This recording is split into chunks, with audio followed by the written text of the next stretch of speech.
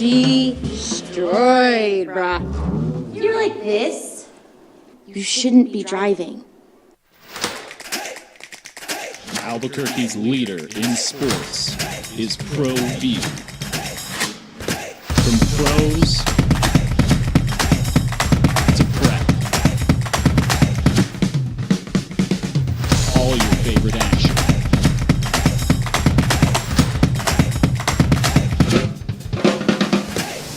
All your favorite talk shows.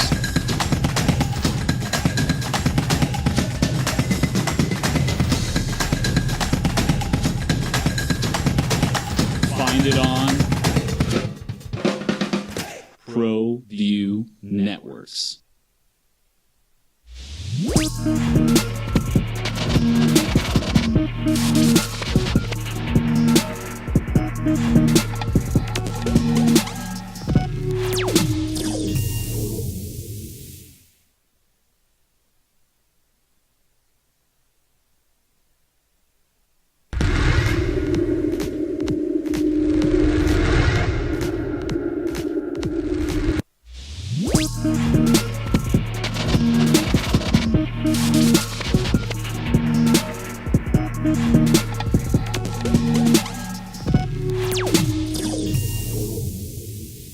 They have embarrassed some teams in the NFL, but you're waiting for that one moment where they get the knockdown. They get the KO. And the Dallas Cowboys did that on Sunday Night Football.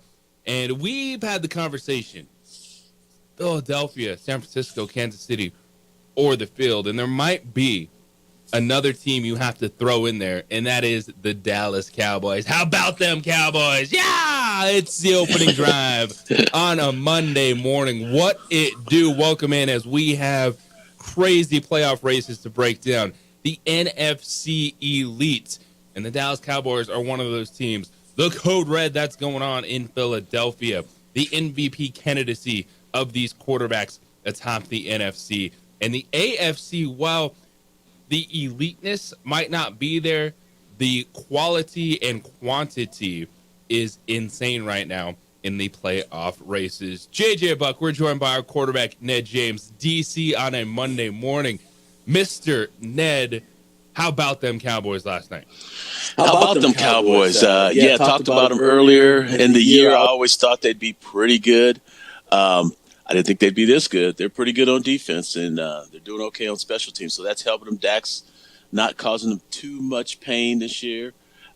So I kind of expected it a little bit. I don't know about everybody else, but I kind of thought Dallas would be pretty good. But, we'll see. It's still, we've got a quarter of the season left, and injuries and all those kind of things play a factor. But they're well on their way. And the owner, I think, doesn't get enough credit. And the head coach don't get enough credit. The head coach did a great job, and I thought this was kind of the result I thought they might have at home, but, we'll see going into the last part of the season. 15 straight home wins for the Dallas Cowboys. And the point you bring up, too, is fascinating right now about staying healthy because there's still quarterbacks dropping left and right. We saw C.J. Stroud go down with a concussion, so he's in the concussion protocol. Justin Herbert fractures his finger, so he's out. So it's just more and more starting quarterbacks are going down. So if you're staying healthy, you're already ahead of the game at this point in the season. For the Dallas Cowboys, what is impressive is how they have done it, is how they are doing it. Dak Prescott is looking good. He's orchestrating the offense at a level of consistency that we haven't seen in a while for Dak Prescott. And DC, you brought this up when we were going through our red zone. We're asking questions. You said it last week. You think Dak Prescott is playing the best football of anyone in the National Football League at the quarterback position. And he absolutely is. Now, when we talk about the NFC later, too, we'll look at Brock Purdy, a quarterback that just had his career high in passing yards. But Dak Prescott, we just wanted to see him do it against a contender. We just wanted to see him play that game again and come out on the winning side because he didn't play bad the first time against Philadelphia. But you're always looking for these little things, these little talking points, and we got that last night with the Cowboys. We sure did. He's starting to check all the boxes, and that question about, when's he going to start throwing interceptions? When are the turnovers coming? It's just, I think we're finally at a point that those questions are gone a little bit, and He's just out there balling. It's fun to watch. It's really a different deal. And I know, Ned, we talked about this, and you've conditioned me a little bit more of life in the NFL. It's different. We're having these week-to-week conversations. It's kind of power rankings, like what are you in the moment? But you have to have that long-term view in the NFL. And it feels like that Mike McCarthy and the Dallas Cowboys have found that long-term view this season. This is an offense that has gotten better as the year has gone on. They had some red zone struggles early. Feels like they have definitely been working on that. Their special teams is on lock right now, and I know you love that about them. You're talking in their kicker, 30 for 30 to start the season. Brandon Aubrey, what he's doing is phenomenal. And these are the things that you have to have buttoned up. Your defense is creating turnovers. They forced 3 turnovers. It was Hurts. It was A.J. Brown. It was Devontae Smith, all putting the football on the ground. And, yeah, this is one where I think Dallas, just in that moment last night, has jumped Philadelphia in the NFC rankings. And when you start asking that question, you can legit say the Dallas Cowboys are contenders in the NFC to go to a Super Bowl when they're playing that well. Now, they're still behind San Francisco because we all watched what the 49ers did to those teams. But it's the other things. Because how many times do we always come in and people just want to keep questioning Mike McCarthy? Just want to keep questioning things about Dallas. They got to do it in the playoffs. But yesterday was a statement that people are looking for when it comes to believing in the Dallas Cowboys. Yeah, and Dallas has shown this for quite a while, because they have such a mature head coach and a mature quarterback. This is what you get. You're starting to see the little bit of the effects of having a little bit of younger head coach and a little bit, less mature quarterback in Jalen Hurts and Sirianni in Philadelphia. So this is the result of that. I think, McCarthy doesn't get enough credit. I talked about him earlier in the year. I said, hey, this guy's a good coach. I know guys that know him. I've been around a lot of good coaches. And when they say a guy's a good coach, And McCarthy's a good coach. And so that's helped them. That's propelled this team. They've been consistent. They've won consistently. They've got a former head coach as a defensive coordinator. That's a level of maturity. We'll get into some of these other defensive coordinators around the league as we talk this morning. But I really like Dallas. I really like where Dallas is standing right now in a competitive NFC East with those two teams being the top 2 teams. I know the other 2 teams, New York and Washington, have kind of fallen off. But I just like the way Dallas stands. I just like the way their defense plays, and I'm just really appreciative of what they bring to the NFL. I like Jerry Jones. There's some things I disagree with Jerry Jones on, some of the social justice stuff, but I like him as an owner. I just really do. I like the fact that he's a former player and he's a college football player and he's totally involved. He totally takes the hits when they come at him in a negative way, and he's gonna glow and boast when they win. 10-3, the Dallas Cowboys. 10-3, the Philadelphia Eagles. 10-3, the San Francisco 49ers atop the NFC. And I still think it's clear that the 49ers, yes, they're at the head of the class. The battle now for Dallas and Philadelphia to win the NFC East and to stay the course and to stay on the heels of the San Francisco 49ers to see if there's another slip up. Because right now, the 49ers, that's a team, doesn't look like they're going to be slipping up much when they're healthy. Deebo Samuel has been phenomenal the last 2 weeks. Brock Purdy, a career game passing yardage-wise. But I want to get your thoughts on Philadelphia, and we've seen it. It's been a lot of close games. They haven't necessarily been the team that's wowed you throughout the season, but they win, and that's what it comes down to. That's all that matters is they get the wins. And don't forget, Philadelphia is still 10-3. The last 2 weeks have been rough for Philadelphia. They've been outscored 75-32. You got beat by San Francisco. You got beat by Dallas. So it's a bit of a reset moment late in the season for Philadelphia. There's some concerning things, especially on defense right now with the Philadelphia Eagles. Yeah, but their front is pretty good. I've always thought they had a really stout front on that Philadelphia defense, and they're doing okay up front defensively. You gotta tip your hat to McCarthy coming out there after having his appendix taken out. The guy's had surgery, and the guy's standing on the sideline, and he's coaching them hard. What does he think he is, Jerry Kill? Yeah.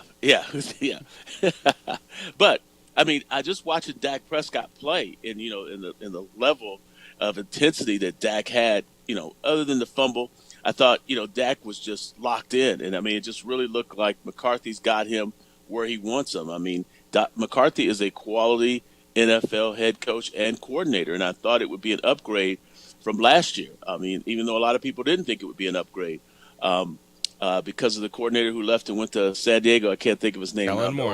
Kellen Moore, yeah, the old quarterback.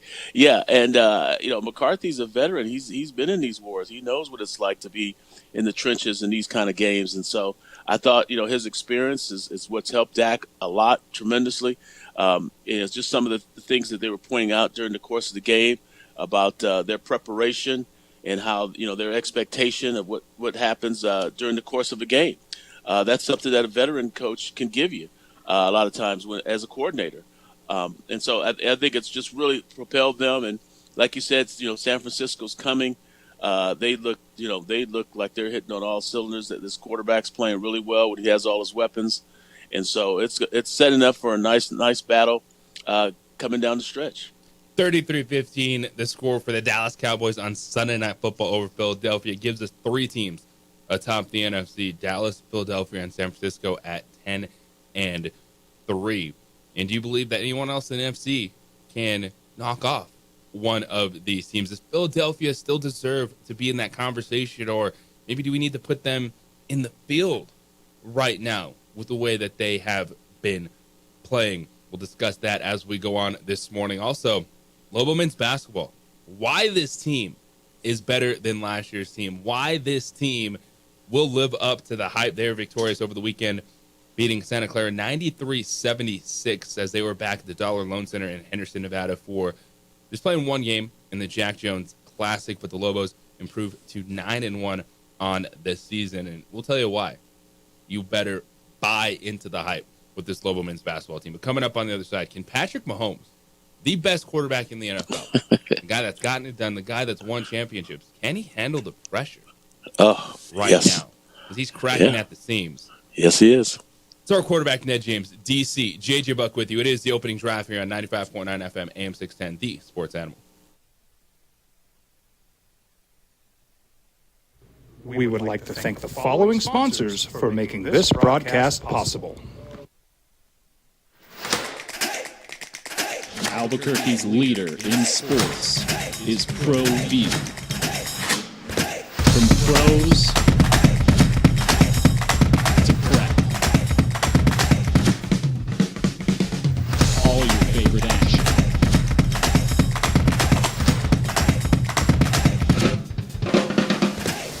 All your favorite talk shows.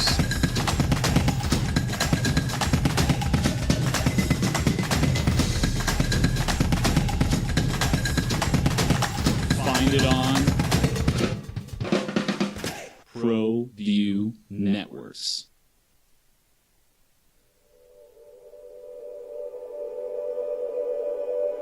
We aren't all born with the same opportunities. But it's the people who care that change everything. Get ready, Sprout, get ready! My coach, my teacher, my older sisters, my grandma, my brother, my tutor, my dad, and my mom. As Mexicans, it's up to all of us to do our part. So that no child goes without love. And no family has to do it all on their own. They're all our children. Every single person is called to make a difference in the life of a child. It's up to all of us to do our part. To pull together. Pull together. Pull together. To make New Mexico the best place to be a kid.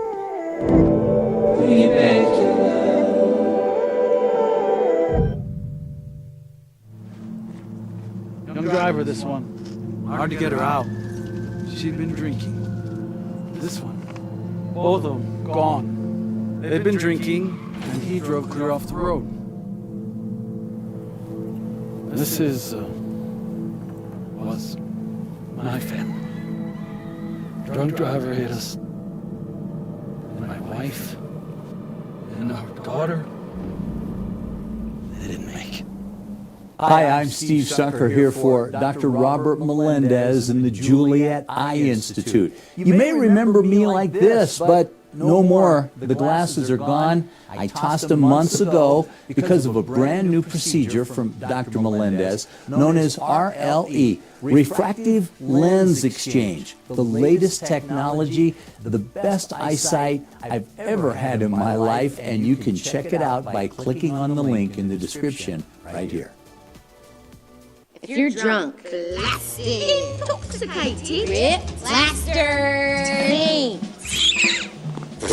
destroyed, bruh. You're like this, you shouldn't be driving. We here at Clark's Pet Emporium welcome you to bring in your pets. We know that having your pet with you makes the experience of shopping for them even better.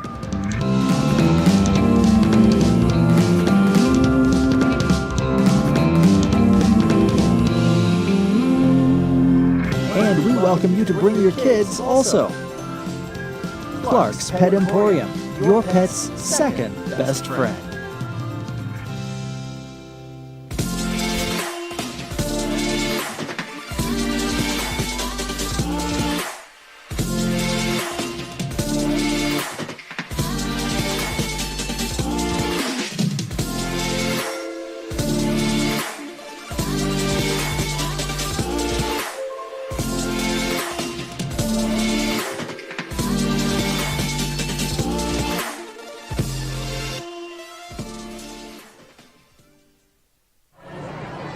Hey, look! It's Dwight Goodman! This place is hot.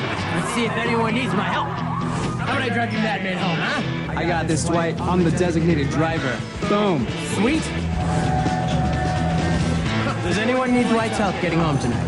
No thanks, Romeo. I've got a taxi all lined up. Drive safe, Dwight.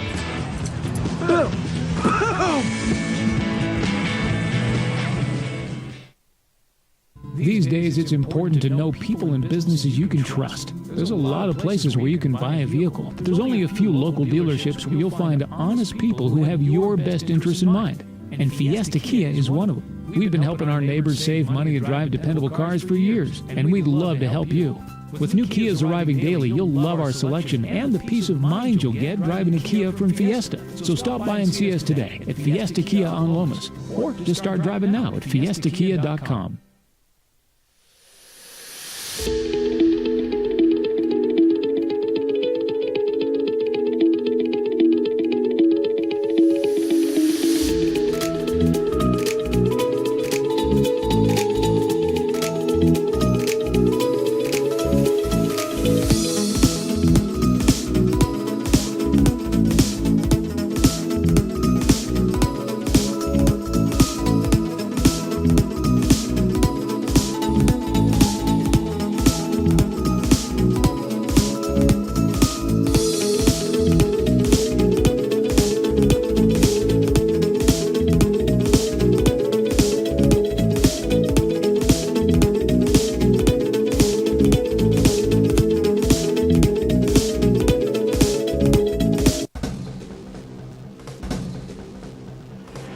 Burglary takes place in the United States approximately every 15 seconds. International Protective Service is your answer for commercial and residential security in all of Albuquerque. IPS will work with your monitoring company for fast, reliable response times. You can rest easy knowing you, your family, or your company is watched over by International Protective Service. Call International Protective Service today. Young driver, this one. Hard to get her out. She'd been drinking. This one. Both of them gone. They'd been drinking, and he drove clear off the road. This was my family. Drunk driver hit us. And my wife. Second and 15. And then Patrick Mahomes absolutely lost it. So the question is, who is Mahomes really mad at? It's the opening drive here on 95.9 FM, AM 610, The Sports Animal. JJ Buck, former Lobo quarterback Ned James, and DC with you this morning. Patrick Mahomes said after the game, quote, "I've played 7 years and never had offensive offsides called." That's elementary school stuff we're talking about. There was no warning throughout the entire game. Then you wait until there's a minute left in the game to make a call like that. it's tough. Lost for words. It's tough. Regardless if we win or lose, just the end of another game, and we're talking about the refs. It's just not what we want for the NFL and for football. It's offsides, man. Plain as day, it's offside. Yeah, it was a bad call, but the right call. It was a bad response, but it was kind of the right response. I mean, you get a warning. Guys typically, they know that, hey, they're going to look at the line judge. They're going to, get as much of the ball as they can get. And yeah, we have, the comforts of video review at home, and we get to, see the line drawn on the field, and, he's an inch over the line, so we get to say, yeah, look, he's right, he was offside, he's offside. And I understand those, officials have a tough job. But like I said, it was the right call, but it was a bad call. It's at that point in the game. So here's the thing: is it's it the right come call. down? Go ahead. It comes down to the point, and I think that's what now everyone is asking. If you watch enough football, you always see the wide receivers don't line up. Let's try to get the ref's attention. Point like, hey, am I good? Right. Am I uncovered? If I'm covering all that, stuff when it comes to formation wise. I think a lot of people are now realizing that, hey, if you kind of do the point, you'll get the benefit. They'll be like, all right, scoot back, man. I got you. No, yeah. Because everyone's saying the warning. They didn't give us a warning. Yeah. Because he so didn't, there's the he didn't football point to the official. semantics that are in this to where, that's par for the course is NFL receivers do the lineup, get the attention of the side judge, be like, hey, am I good or not? What do I need to do? And then that's where you get some of that leeway. And this just looks 100% like Kadarius Toney just lined up. We're staring right at the football and go, yep, I'm good. Hike. Oh, I'm offside. Yeah, but in the course of the 2-minute drill, you don't typically look over at the official. You kind of get as much of the ball as you can, and then you assume that the officials are kind of giving you some leeway because it's that part of the game. But I mean it's simple. It's a penalty. It's part of the game. Guys have to realize that, hey, just because it went against you doesn't mean that the official's out to get you, or they're somehow trying to ruin the game, or somehow they're incompetent. Because that's what Mahomes' fine check when Goodell sends him that piece of paper tomorrow, saying, "Hey, this is how much you're fined for criticizing the officiating." He's going to have to realize that. I mean, the officials are going to call the game the best they see fit. And at that time, it was the right call, but it was a bad call, and so it was the right call. The guy's offside. It's clearly the guy's offside. The official's doing his job. I mean. For Mahomes to behave the way he did on the sideline, I could see Goodell giving him a hefty fine for that. That's that's kind of uncalled for. The sideline, for the actions, for the post game. Andy Reid said the same thing post game in terms of going after the official. He said, "There's some NFL charities going to get a lot of money from those two guys." So, well, Andy Reid said, "quote a bit embarrassing in the National Football League for that to take place." And it's offsides, man. And this is one where I go, what are you mad at? I think Patrick Mahomes is mad at last week because he didn't blow up like this last week after the non-defensive pass interference call. It's an accumulation. Scantling. And I think this is one where people are tearing down Patrick Mahomes today because that's a bad look. When you're going off that much, even you're going to shake Josh Allen's hand and you're still complaining in that moment about the bad call. He just couldn't let it go. Josh Allen's face about how could they do this? How could they do that? Don't forget. It was 2nd and 15 after that call, and Patrick Mahomes then proceeded to throw 3 straight incompletions when all they needed was at least a field goal to keep the game going. So it wasn't that wasn't the final play of the game. That wasn't a 4th down play that then led to a turnover or anything like that. It just moved the ball back 5 yards. And you had the opportunity to still get your team in the field goal range, and he didn't do it. So this is mounting frustration on Patrick Mahomes. And one thing I will say is Patrick Mahomes is going to get clowned all day. He's getting clowned this morning. It's a bad look. But the one thing I appreciate out of all this is he did not destroy Kadarius Toney. And this could have been the moment where he sent Kadarius Toney to Mercury. Like where Kadarius Toney is done with the Kansas City Chiefs. So I'll give him that. Like, instead of unleashing that frustration on Kadarius Toney, which could have been easy to do, be like, stop making these mistakes, man. All year long, this is all you do. He put it on the refs. So he saved his teammate a little bit. Right, but I don't know if that was his intention. I just think that he's like you said. I think it's an accumulation, and people are surprised because he's such, he's at that superstar status, and they don't expect a superstar to kind of go off the rails like that on an obvious TV play, because we are looking at it on TV saying, hey, God, he's obviously offsides. And the officials seeing it in real time, and he's like, hey, the guy never looked over at me, and he's offsides. And so it's part of the game. You have to, it's a game of inches. The guy was like an inch over offsides. And so you've got to kind of, put that in perspective. And I think, sometimes, players get a little bit too much information, and they kind of know how the flow of the game is and how the refs want to keep the flow of the game going in that direction when, a team is in the 2-minute drill. And so I think that's what Patrick Mahomes was speaking to, that a lot of people may not quite understand. And he thought he would get the benefit of the doubt. It kind of seems elitist. It kind of seemed like he thought he should get it because he's this, the great Patrick Mahomes.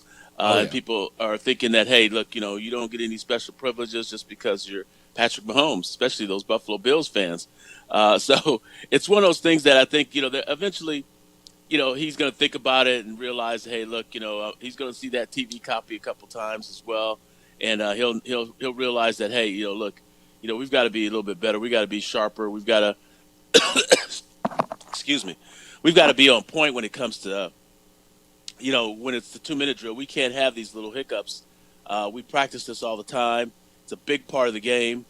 You cannot, in any situation, get penalties when we're trying to, move the ball down the field. And to use the Travis Kelce greatest play ever type thing. I mean, that was just a little bit over the top for Patrick. And Mahomes was a piling little bit too much, yeah. But now, things aren't great, Patrick, and we expect you to be the best quarterback in the NFL. So how are you going to respond from this? Kansas City's now 8-5, and they're looking up at what could be a 2-game deficit to both Baltimore and Miami.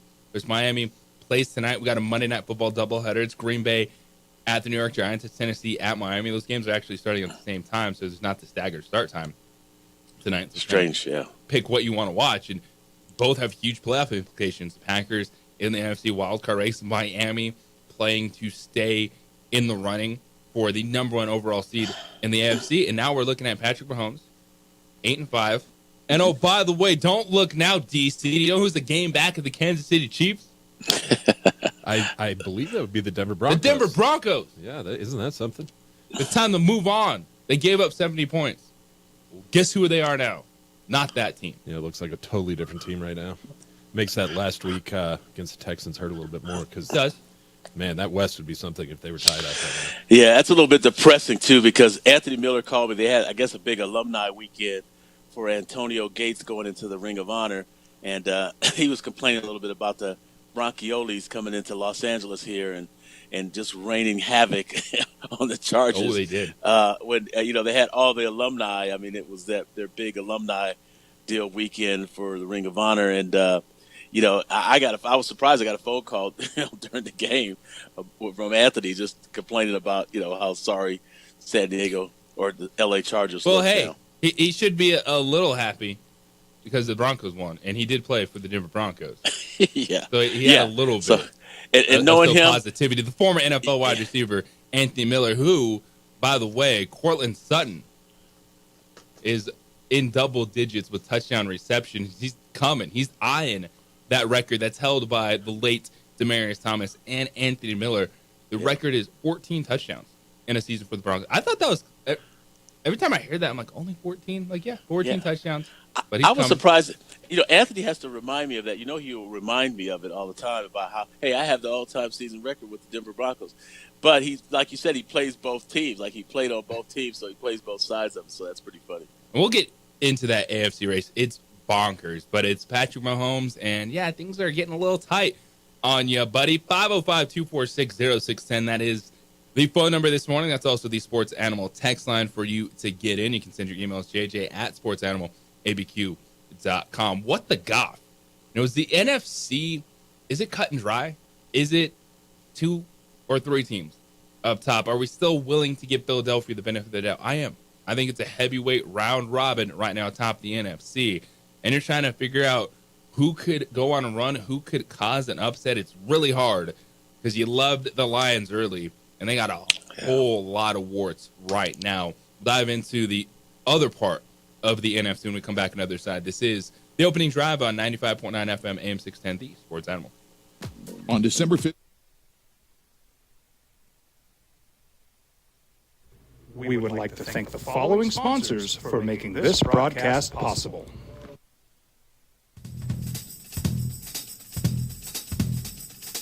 International Protective Services is a proud supporter of ProView Sports and New Mexico Youth Athletics. IPS provides residential and commercial security services in the Albuquerque metro area. For more info, please call 505-897-2420 or visit internationalprotectiveservice.com. Rosendo Nahad here, President of Carpenters Local 1319. Juan Junior Gonzalez, Warden of Local 1319. Some people have a misconception about what a carpenter does. The carpentry trade entails more than just woodworking or building houses. We are responsible for 85% of a construction job site. Everything from the superintendent on down. We have a great apprenticeship program.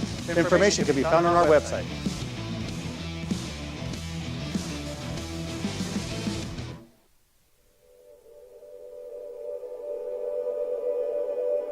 We aren't all born with the same opportunities.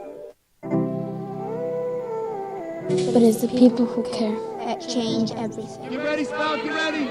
My coach, my teacher, my older sisters, my grandma, my brother, my tutor, my dad, and my mom.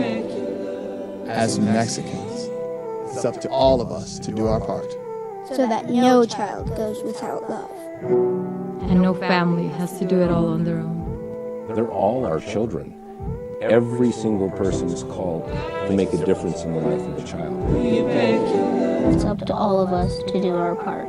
To pull together. Pull together. Pull together. To make New Mexico the best place to be a kid.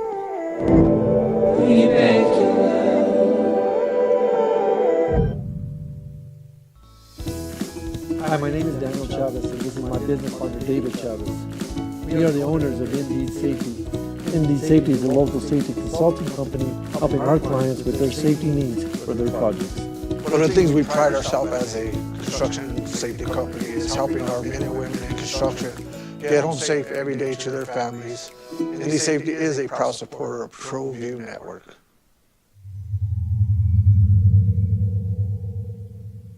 If you're drunk, blasted, intoxicated, ripped, plastered, destroyed, bruh. You're like this, you shouldn't be driving. Hi, I'm Steve Sunker here for Dr. Robert Melendez and the Juliet Eye Institute. You may remember me like this, but no more. The glasses are gone. I tossed them months ago because of a brand new procedure from Dr. Melendez known as RLE, Refractive Lens Exchange. The latest technology, the best eyesight I've ever had in my life, and you can check it out by clicking on the link in the description right here. Young driver, this one. Hard to get her out. She'd been drinking. This one. Both of them gone. They'd been drinking, and he drove clear off the road.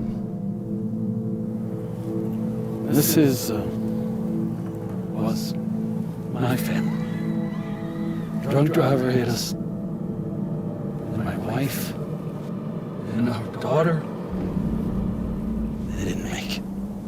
Here at Clark's Pets, we understand your pets. We take meticulous time to find out more about them. Dig deep into their world to understand their needs.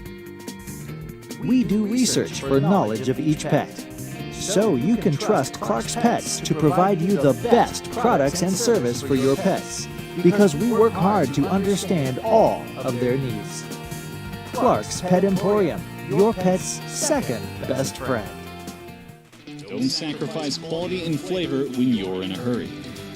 Golden Pride offers ribs, fried chicken, red and green chili breakfast burritos, and Frontier sweet rolls. 4 great locations, or visit us online at goldenprideabq.com. Golden Pride Barbecue Chicken and Ribs are proud supporters of Pro V Sports. Teenagers love a party, especially during prom and graduation season. Often, alcohol is involved. Some parents think that hosting a party with alcohol in their home will keep the kids safe, but it's wrong and it's illegal. As a parent, to allow your teenagers' underage friends to consume alcohol on your property is a felony. Parents who host lose the most. Don't be a party to teenage drinking. This is a program of the Drug Free Action Alliance. For more information, go to burnco.gov/do-not-host.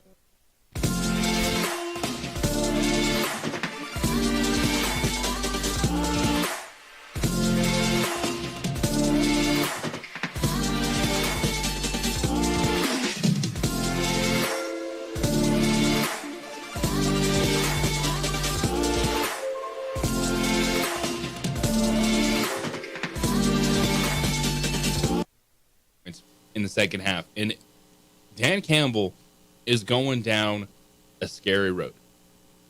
Dan Campbell is going down that Brandon Staley road where you might be doing just a little bit too much. Detroit 1 for 5 on 4th down. They had big drops. Jahmyr Gibbs dropped one. St. Brown dropped one. And Jared Goff. What is up, my guy? Jared Goff is the quarterback you look at and you're like, this is stable. He's making the plays. They run the football well. You got David Montgomery back. Jahmyr Gibbs, a solid offensive line. Make those plays downfield. Well, now you're looking at Jared Goff in the last 4 weeks. He has 8 turnovers. 2 of those games, they played the Chicago Bears. They played the Green Bay Packers in one of those games. The clean game of that stretch was the New Orleans Saints. How does Jared Goff get back on track? And we have the president of the Jared Goff fan club with us, our quarterback, Ned James. He's got to unmute. You got to unmute yourself on the clean feed, my guy. That's the concern right now. Is the thing with the Detroit Lions, where the defense was coming around, was getting a little bit better, but Jared Goff, he's got to find a way to play clean football, and this is the separation right now. And this is when you're looking at the NFC. And a 9-4 Detroit Lions team, you're losing the belief when you're turning the football over that much. You look at the wild card race, which just features a team that won an NFL game 3-0. Yesterday, Minnesota over the Las Vegas Raiders. The Vikings are 7-6. We'll see what the Green Bay Packers can do tonight. They're playing the New York Giants. You assume they should win that game, but never assume anything in the NFL. Heck, I like the Rams. That was one of those games I'm like, that's a good loss. Like, how is that possible? Because they were on the road in dreary, rainy conditions. Matthew Stafford was making plays. Matthew Stafford led a drive to kick a game-tying field goal, the overtime, and then the Ravens get a walk-off punt return touchdown. The Tampa Bay Buccaneers are in the lead. Someone's got to win that NFC South. There's opportunities. But the team you felt like, all right, they were going to be the ones nipping at the heels of the NFC elites was the Detroit Lions. And the turnovers are concerning. How does Jared Goff slow it down? Yeah. Now, in Jared Goff's defense, I think these games have been outside, right? If they've been outdoors, the Chicago game was Chicago outdoors, one was outside, but... And the Green Bay one was outdoors, right? No, they played Green Bay at home on Thanksgiving. Oh, did they? Okay, that's right. They played at New Orleans. Yeah. Inside. That's indoor. Yeah. Yeah. So, but I've said this from the beginning. The defense really kind of worries me a little bit in Detroit. Now, I know Goff has turned the ball over a little bit, but I don't see that their defense. They're giving up 25 points a game, something like that. I still think their defense is what's going to be their Achilles heel. Goff is not playing spectacular. He's not playing lights out, but at the same time, they've got a lot of issues. I mean, it's not just the offense; it's defense, it's special teams. But they're still in it. You know, this last quarter of the season is going to be important for them. They've got to get into the playoffs this year. This is one of those things where you can't get this far ahead and then all of a sudden just tell off. I mean, the Brandon Staley comparison is a little harsh, but it can. I mean, you're right to kind of throw him in there with Staley as far as kind of the fourth down stuff. But it's one of those things where they've got to finish off stronger. I mean, this Minnesota team, they're not good on offense, but they're good on defense, and that's what's keeping Minnesota hanging around. And so, if Detroit's not careful, these teams are going to sneak up on them this last quarter of the season, and they're going to have some explaining to do to their fan base if they don't get into the playoffs. I think Detroit's going to be a playoff team, but it's a legitimate question because they have the Vikings twice down the stretch of if they can hold on to that division lead to get a home playoff game. But that's the struggles. That's over the last 4 weeks what they've walked themselves into. You said the defense not being clean, and that's where the offense you thought would be something that would be good enough to carry themselves, be good enough to overcome a defense that they had to put a lot of work in. They invested a lot in that secondary, but when the defense isn't playing great, when Jared Goff is turning the football over, you're not that team that's going to be able to overcome it week after week and play clean. Overcome yourself not playing clean football. And that's what, about the NFC is you look at that top and it feels, so elite with San Francisco, Philadelphia, and you put Dallas in there. I think Philadelphia, still give them the benefit of the doubt for a second. But then you look at those other teams, and you mentioned it. The Minnesota Vikings. To win an NFL game 3-0 is wild. It's beautiful. Some might say it's beautiful. Well, it was indoors. I mean, I know people are complaining about the quarterback play. It's just awful. If people come to the games, people pay a lot of money and pay for expensive tickets to see quality quarterback play. They don't come to watch defense. They don't come to watch special. The only place they pay for special teams is Iowa. Iowa, yeah, true, because it's outdoors. Look at it, it's Iowa. Plus, have you ever been to not Ames, Iowa, but Iowa City? I guess that's where Iowa is, University of Iowa. I mean, it's in the middle of nowhere. I mean, it's in the middle of nowhere. So, but Minnesota, that's the one thing I've kind of watched them this season a little bit just to kind of see, because I was a big Fangio fan and I was a big, Zimmer fan because they were good defensive coaches. And I thought, maybe the defense, because I didn't really care for O'Connell too much as the head coach, but I said, the defense is going to wane because, but Flores has really surprisingly done a decent job there defensively with this team. Now, I didn't expect that from him, but they're playing pretty good on defense, and they played prior to this game pretty good on defense. So we'll see what happens. These two Detroit games will be interesting to see because they're going to have to do something defensively. Now, Minnesota's not getting much production offensively. They benched Joshua Dobbs for Nick Mullins. I know. He was doing Justin too many Jefferson got hurt in that game. So, he'll pop up questionable this week. Now, you watched a lot of that game, DC, because you got some Minnesota ties. I did. Back at home. The one thing, too, watching that game is if you're Antonio Pierce, too, at this point in time, and you came in, you took over the Raiders, you're trying to do something different. You saw, all right, Minnesota go, all right, Nick Mullins has to get in there. Josh Dobbs only had 63 yards passing. They weren't moving the football. Why do you think the Raiders are dead set on making Aiden O'Connell a thing right now? Wouldn't you go back to Jimmy Garoppolo right now? Most of us would. So, yeah, it's a great question. You got to wonder, is there something health-wise that they've found? Is there something, like an injury guarantee or something he gets if he... there's got to be something, because you're right. Yeah. That Aiden O'Connell does not look like a pro quarterback right now.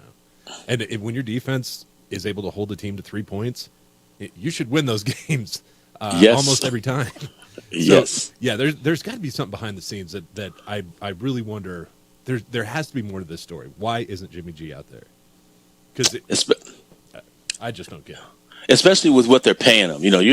He's getting paid pretty good, Jimmy Garoppolo. So you got to pay him. Antonio Pierce, it's his first bite at the apple as a head coach.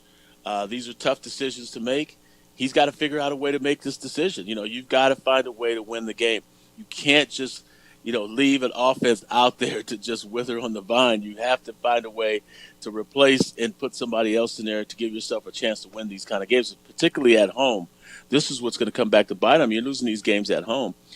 Indoors, it shouldn't be that. Now, Minnesota's been playing better defense, so I give them credit for that. But at the same time, you really can't lay a goose egg at home in front of your fan base like that and expect to, try to compete for this head coaching job that you're essentially trying to get with putting something together, a late push with a conference that's really trying to come back to you, and you have an opportunity with Kansas City not playing as well, and the Denvers and the Chargers as well. So that's one of the things that this game's going to come back to haunt Antonio Pierce. I'm sure he's thinking, God, maybe I should have made a change. You've got to figure out a way. Look at the Browns. The Browns brought in Joe Flacco. We're going to get into Joe Flacco. We're going to get into Jake Browning. We're going to talk about Zach Wilson. But the AFC, if you look at from sixth spot right now, is still the Pittsburgh Steelers. But you got Pittsburgh, Indianapolis, Houston, Denver, Cincinnati, Buffalo, all 7-6 teams vying for a playoff spot in the AFC. 505-246-0610. That is the Sports Animal.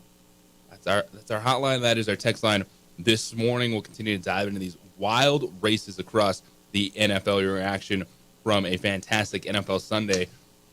And why? Buy the hype. Why the Lobo men's basketball team is better than last season's undefeated start.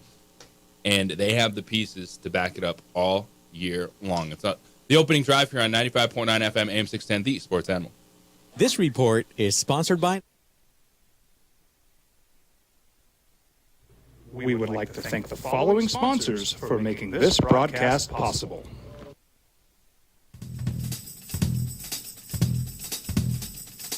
International Protective Services is a proud supporter of ProView Sports and New Mexico Youth Athletics. IPS provides residential and commercial security services in the Albuquerque metro area. For more info, please call 505-897-2420 or visit internationalprotectiveservice.com. Hi, I'm Steve Sunker here for Dr. Robert Melendez and the Juliet Eye Institute. You may remember me like this, but no more. The glasses are gone. I tossed them months ago because of a brand new procedure from Dr. Melendez known as RLE, Refractive Lens Exchange. The latest technology, the best eyesight I've ever had in my life, and you can check it out by clicking on the link in the description right here. If you're drunk, classic, intoxicated, ripped, plastered, destroyed, bruh. You're like this, you shouldn't be driving. Albuquerque's leader in sports is ProView. From pros to prep, all your favorite action.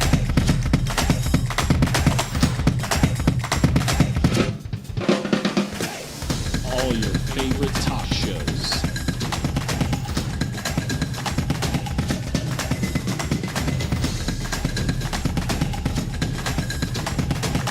Find it on ProView Networks.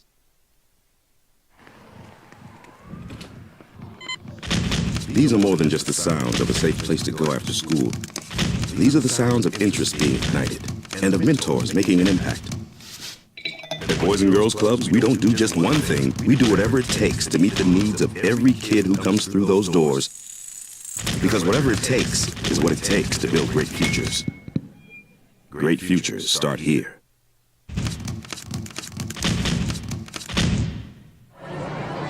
Hey, look! It's Dwight Goodman! Boom! This place is hot. Let's see if anyone needs my help. How about I drive you madman home, huh? I got this, Dwight. I'm the designated driver. Boom. Sweet. Does anyone need Dwight's help getting home tonight? No thanks, Romeo. I've got a taxi all lined up. Drive safe, Dwight.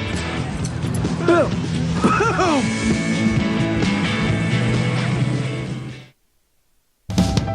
We here at Clark's Pet Emporium welcome you to bring in your pets. We know that having your pet with you makes the experience of shopping for them even better.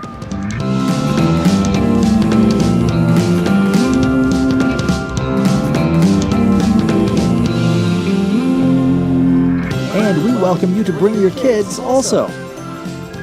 Clark's Pet Emporium, your pet's second best friend.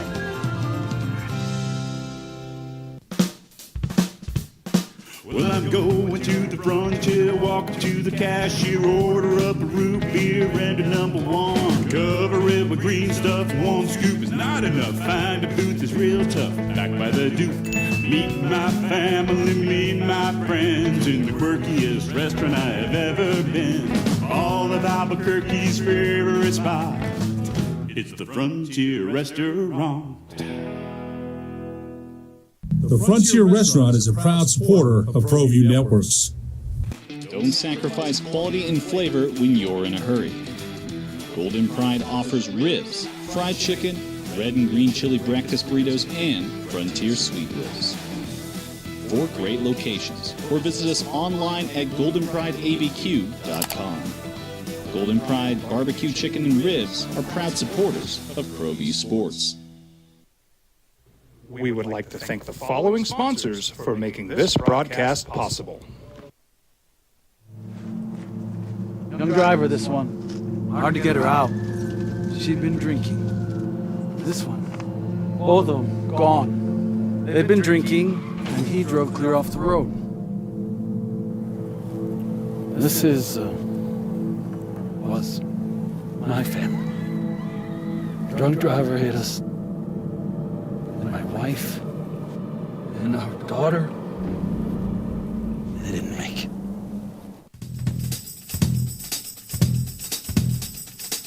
International Protective Services is a proud supporter of ProView Sports and New Mexico Youth Athletics. IPS provides residential and commercial security services in the Albuquerque metro area. Quality or quantity? I think it's a little bit of both. When you look at the AFC wildcard race, it's going to be crazy down the stretch. We have Joe Flacco making plays. We're going to see Mitch Trubisky playing quarterback, Gardner Minshew, Jake Browning. Those are guys competing for playoff spots in the AFC. Oh, and you flip the script and you look down. Drew Lock started a game for the Seattle Seahawks yesterday. 12-point loss. San Francisco defeats Seattle.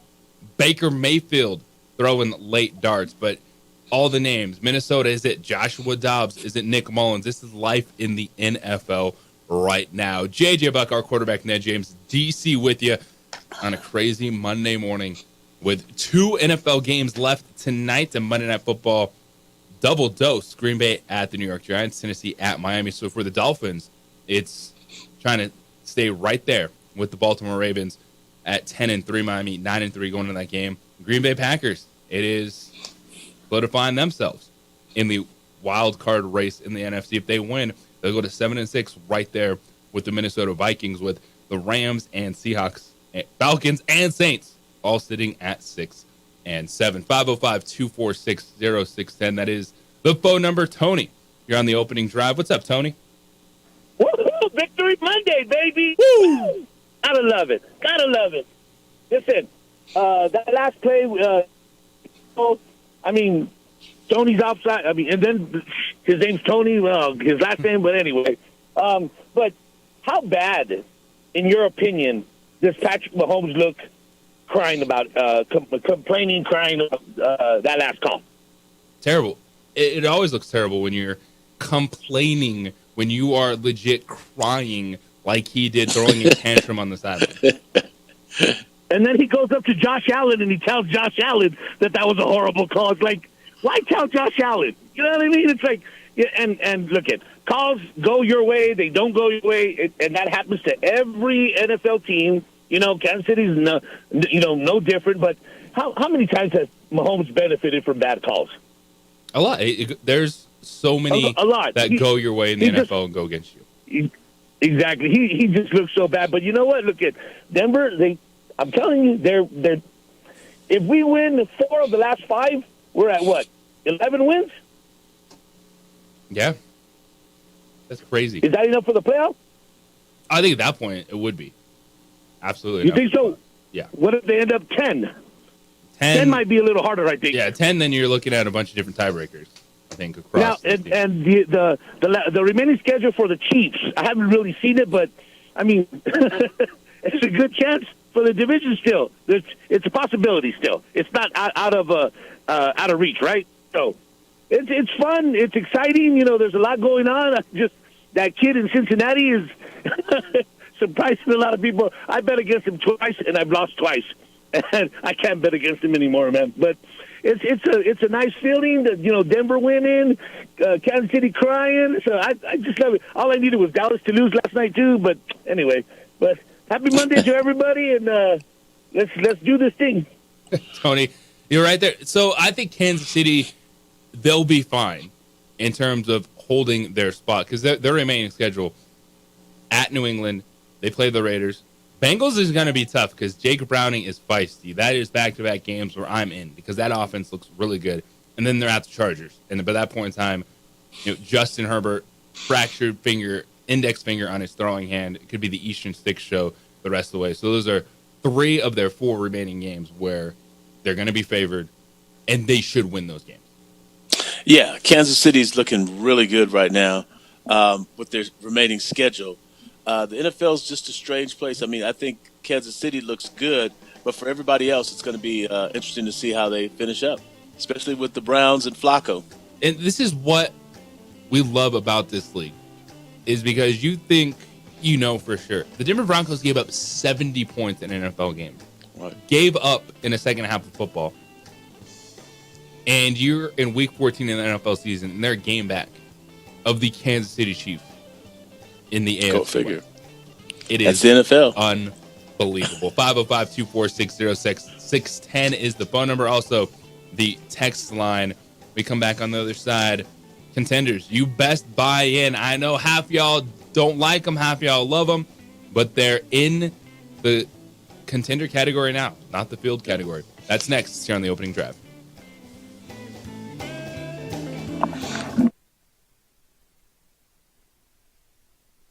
We would like to thank the following sponsors for making this broadcast possible. Albuquerque's leader in sports is ProView. From pros to prep,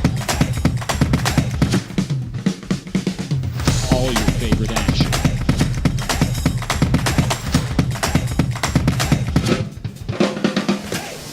All your favorite talk shows.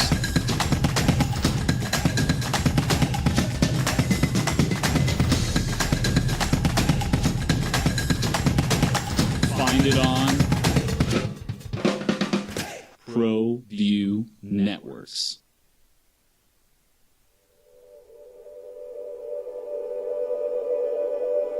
We aren't all born with the same opportunities. But it's the people who care that change everything. Get ready, Spout, get ready. My coach, my teacher, my older sisters, my grandma, my brother, my tutor, my dad, and my mom. As Mexicans, it's up to all of us to do our part. So that no child goes without love. And no family has to do it all on their own. They're all our children. Every single person is called to make a difference in the life of a child. It's up to all of us to do our part. To pull together. Pull together. Pull together. To make New Mexico the best place to be a kid.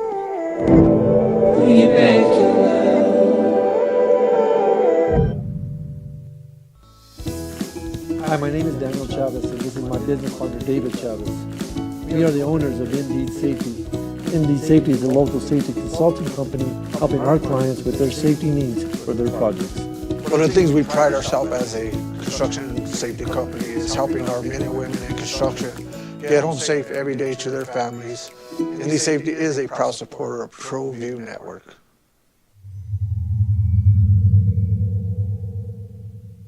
Teenagers love a party, especially during prom and graduation season. Often, alcohol is involved. Some parents think that hosting a party with alcohol in their home will keep the kids safe, but it's wrong and it's illegal. As a parent, to allow your teenagers' underage friends to consume alcohol on your property is a felony. Parents who host lose the most. Don't be a party to teenage drinking. This is a program of the Drug Free Action Alliance. For more information, go to burnco.gov/do-not-host. Young driver, this one. Hard to get her out. She'd been drinking. This one. Both of them gone. They'd been drinking, and he drove clear off the road. This was my family. Drunk driver hit us. And my wife and our daughter, they didn't make it.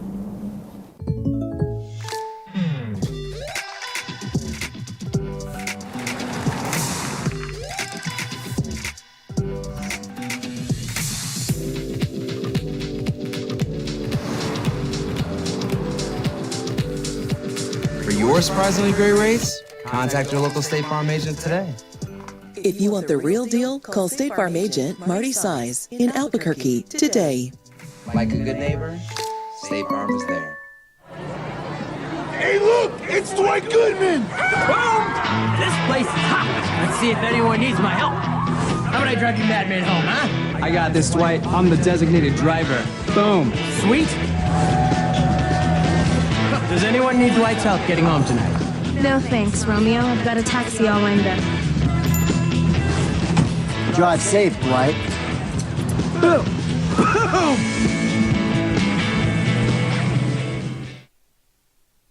Beat when she back it up.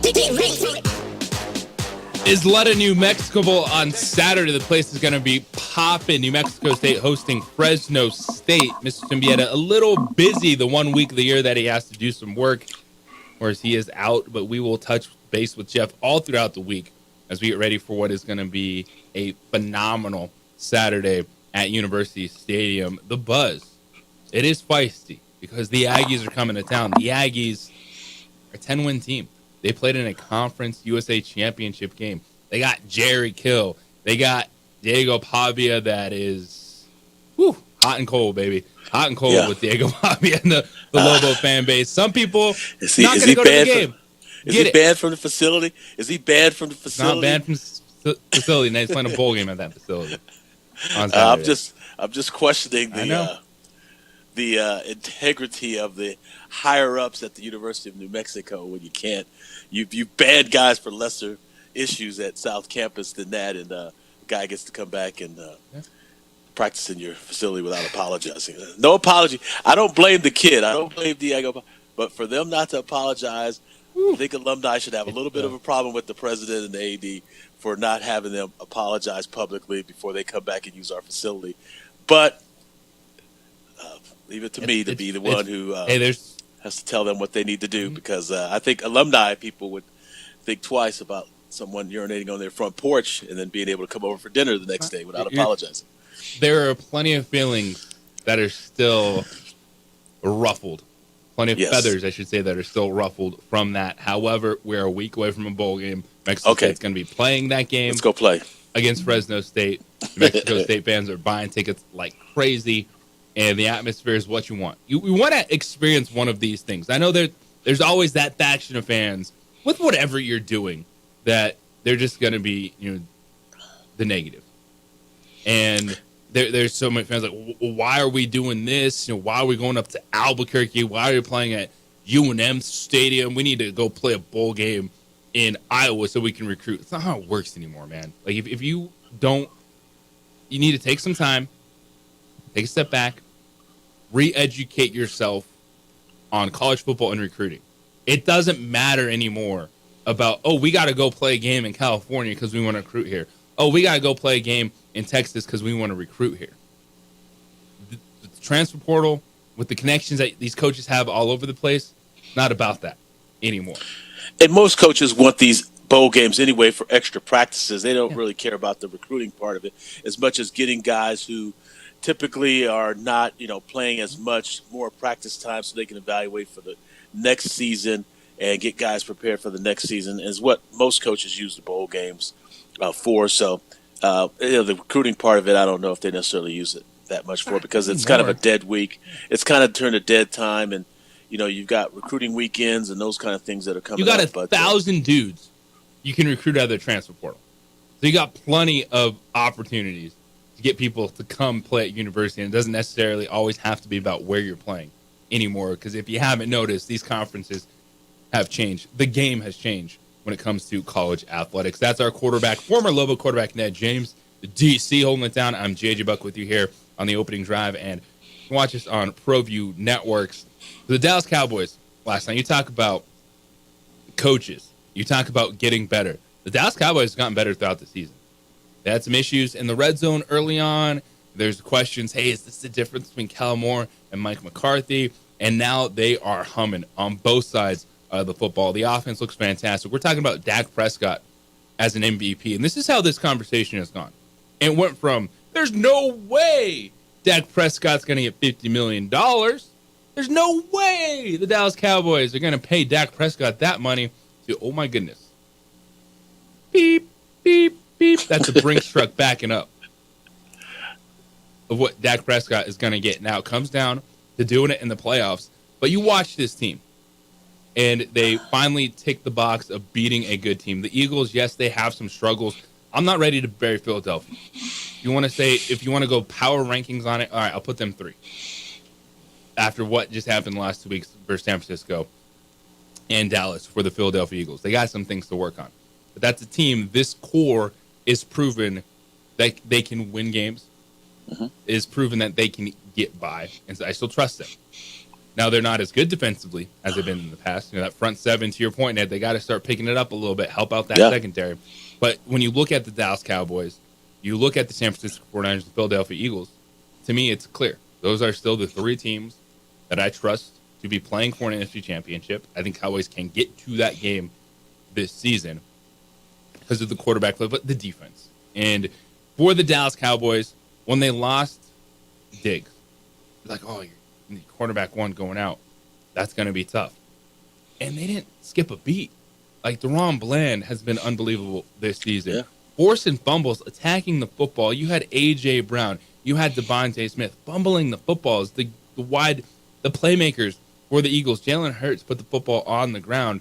And that's where it starts, too, for the Dallas Cowboys. Is I know it's going to be hyper-focused on Dak Prescott.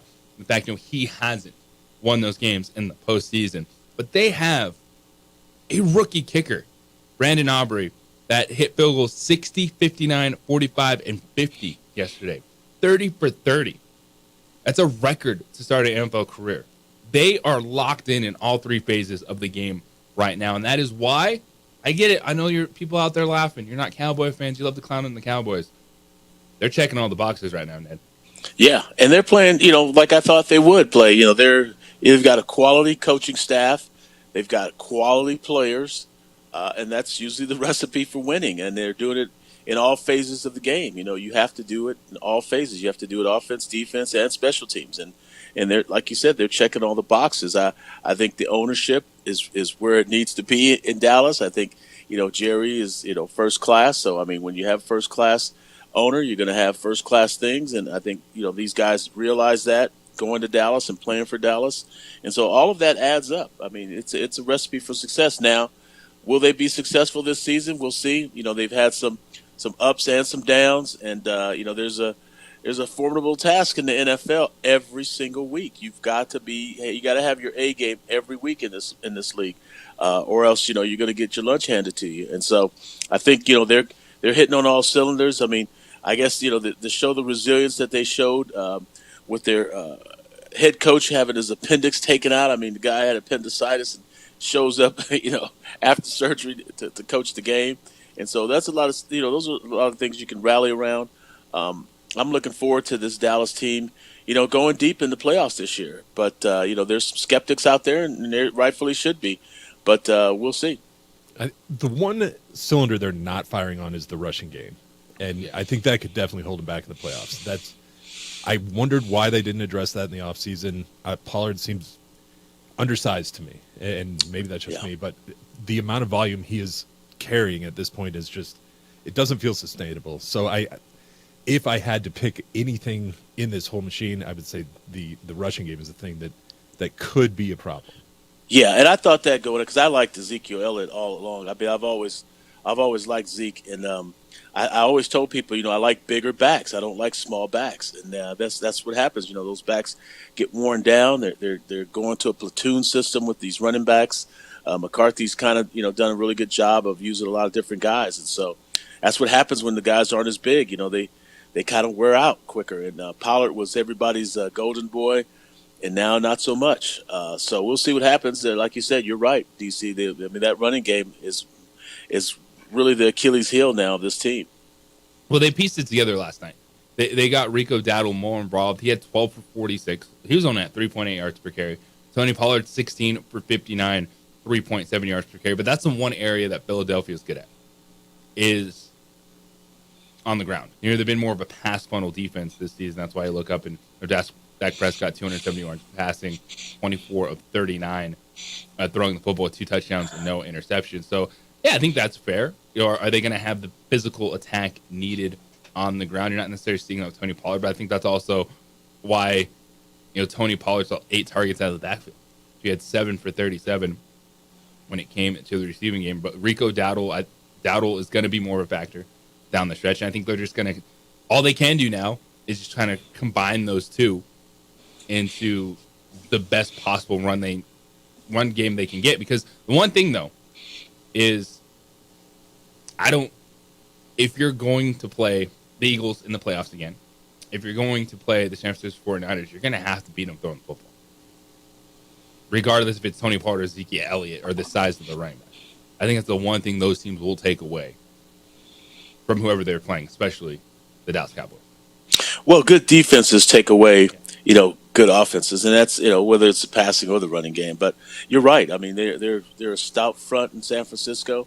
It's going to be tough sledding to run the ball against them, and so any team that can get any kind of running game against them will have some success. And I think that's what they're banking on, is that these teams can't come in and run the ball on them like that. And if they have a good quarterback like they think Purdy is, they shouldn't be beat. And we're going to see Brock Purdy. Oh, I tell you, he is changing my mind. Career high, 368 yards, 2 touchdowns, didn't have an interception as San Francisco beat Seattle. But we these teams in the NFC right now, it's San Francisco, Dallas, Philadelphia. I'll keep saying it over and over and over because that's elite status. But I think what's impressive about Brock Purdy, whatever debate we want to have, physical talent, does he have the high ceiling as this guy or that guy? It's the expectation now. We've come to expect that San Francisco is going to be good week in and week out. We've come to expect that Brock Purdy is going to make the right plays. And yes, he does have the best talent around him. He absolutely does. No doubt about it. But you still got to make sure that you're not making mistakes. And that's what's impressive about Brock Purdy, is we're not worried about Brock Purdy going, man, this dude can't get out of the way. Oh, this dude's throwing interceptions. This dude's turning the football over. He's not doing that. Even, I get it. He has the best talent. But you still trust him to make the right play. And my goodness, how the way they've worked Deebo Samuel back into this offense the last 2 weeks has been unbelievable. That man is a menace. The touchdown throw to Deebo was the one that changed my mind, because when we talk about securing the ball and the way he's playing, I think game manager. But when I saw him fire that off, and I don't remember the exact yardage, but it felt like it was about 30 to 35 yards in the air, and Deebo just burned him.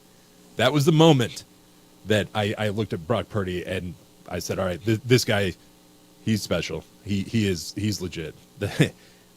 They have something so good going on in San Francisco right now. I don't know, man. In the NFC, they are leaps and bounds. They're the number one team. Yeah, it's not, and it doesn't even feel close anymore. Because we've seen that's them. A strong statement. Well, we've seen it. What did they do to the Dallas Cowboys? What did they do to the Philadelphia Eagles? Crushed them. I mean, made them look like an average team. It's amazing. And Deebo Samuel last week, so he had 150 scrimmage yards, 2 touchdowns against the Seahawks. That was coming off of 3 touchdowns, 138 yards from scrimmage against the Philadelphia Eagles. And that's with Christian McCaffrey. What he finished with like 133 yards. He was way up there in his rushing total. That's with George Kittle having an explosive play downfield. You still have Brandon Ayuk. That is solid. And that's the thing with Brock Purdy, where maybe you look at him and you're hung up on, does he have the same ceiling? Does he have the same talent? He's a playmaker, and he doesn't make mistakes. And when you have a team like that, that's what you want. And then you can have the quote-unquote game manager system guy that then starts to make plays. Because the one thing that stands out to me, Ned, is we've heard it for a year. Going back to when Brock Purdy took over, you can listen to players about how they talk about other players, and you can get a sense of what they really feel. Mm-hmm. And the San Francisco 49ers players have talked about Brock Purdy as not a guy that like, oh, you know, Brock's good. We got to make sure team this, team that. Like, they're like, no, Brock's the dude. And that's been one of the things that I've looked at with the San Francisco 49ers when trying to figure out, all right, who is this guy? It's a system that, yes, it's been successful. Jimmy Garoppolo got them to a Super Bowl. We understand that. But listening to players talk about Brock Purdy, like they believe in him like he is that guy. Yeah, I like his humility. I like the fact he's an older player. You know, he went all 4 years to college. It's those kind of things, the maturity level that I think these guys really respect. When you have a guy who's, you know, going into your huddle, who's leading men, other men who are alpha males, that's important that, you know, you show a little humility and some respect for those guys. And I think that's where, you know, the faith in him comes from. I think a lot of those guys see that in him, and I think it's an admirable quality to have at quarterback. And with talent as well. I mean, he's actually super talented, and a lot of people don't give him credit for that. And I think he's, you know, once we get to the playoffs, you're going to see, you know, how well this team operates because you're playing against good teams every week, and how they handle it. And I think they look forward to the challenge because they know the guy who's calling the shots at quarterback is kind of even keel. They're not going to have to worry about the ups and downs, the high and the lows. You know, he's going to play pretty steady every single game and give them a chance to be successful. And I think they think that that's all they need in order to win a Super Bowl this year. So I'm curious to see what they look like moving forward. And I think it should be a successful postseason for them. But I like Dallas as well, so we'll see. Dallas, San Francisco, have they moved ahead of the Philadelphia Eagles? We know San Francisco for sure. But Dallas, you got to change the way you think about the Dallas Cowboys. I think this is the team that has the pieces to exercise some of those playoff demons that we have seen. 505-246-0610, that is the Sports Animal Hotline, the Sports Animal text line this morning. We come back another side. Lobo Football hired a brand new head football coach last week, Bronco Mendenhall. Starting to get some news on who his staff is going to be, but we're going to talk with our quarterback, Ned James, about that hire and expectations now for Lobo football moving into next season. It is the opening drive here on 95.9 FM, AM 610, the Sports Animal. This report is sponsored. We would like to thank the following sponsors for making this broadcast possible. Rosendo Najar here, President of Carpenters Local 1319. Juan Junior Gonzalez, Warden of Local 1319. Some people have a misconception about what a carpenter does. The carpentry trade entails more than just woodworking or building houses. We are responsible for 85% of a construction job site. Everything from the superintendent on down. We have a great apprenticeship program. Information can be found on our website.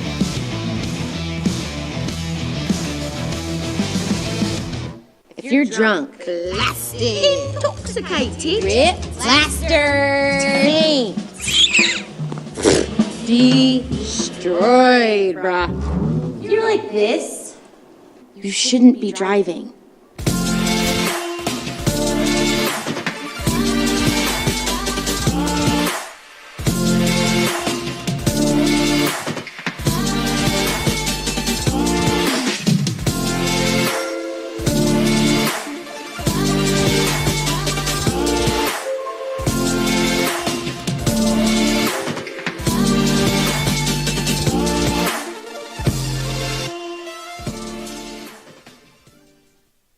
These days, it's important to know people and businesses you can trust. There's a lot of places where you can buy a vehicle, but there's only a few local dealerships where you'll find honest people who have your best interests in mind. And Fiesta Kia is one of them. We've been helping our neighbors save money and drive dependable cars for years, and we'd love to help you. With new Kias arriving daily, you'll love our selection and the peace of mind you'll get driving a Kia from Fiesta. So stop by and see us today at Fiesta Kia on Lomas, or just start driving now at fiestakia.com. Teenagers love a party, especially during prom and graduation season. Often, alcohol is involved. Some parents think that hosting a party with alcohol in their home will keep the kids safe, but it's wrong and it's illegal. As a parent, to allow your teenagers' underage friends to consume alcohol on your property is a felony. Parents who host lose the most. Don't be a party to teenage drinking. This is a program of the Drug Free Action Alliance. For more information, go to burnco.gov/do-not-host.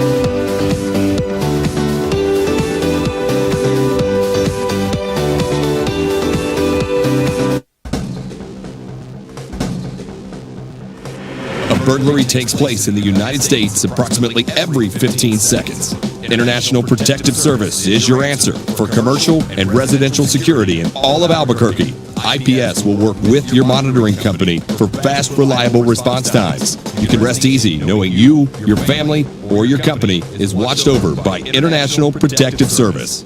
Call International Protective Service today.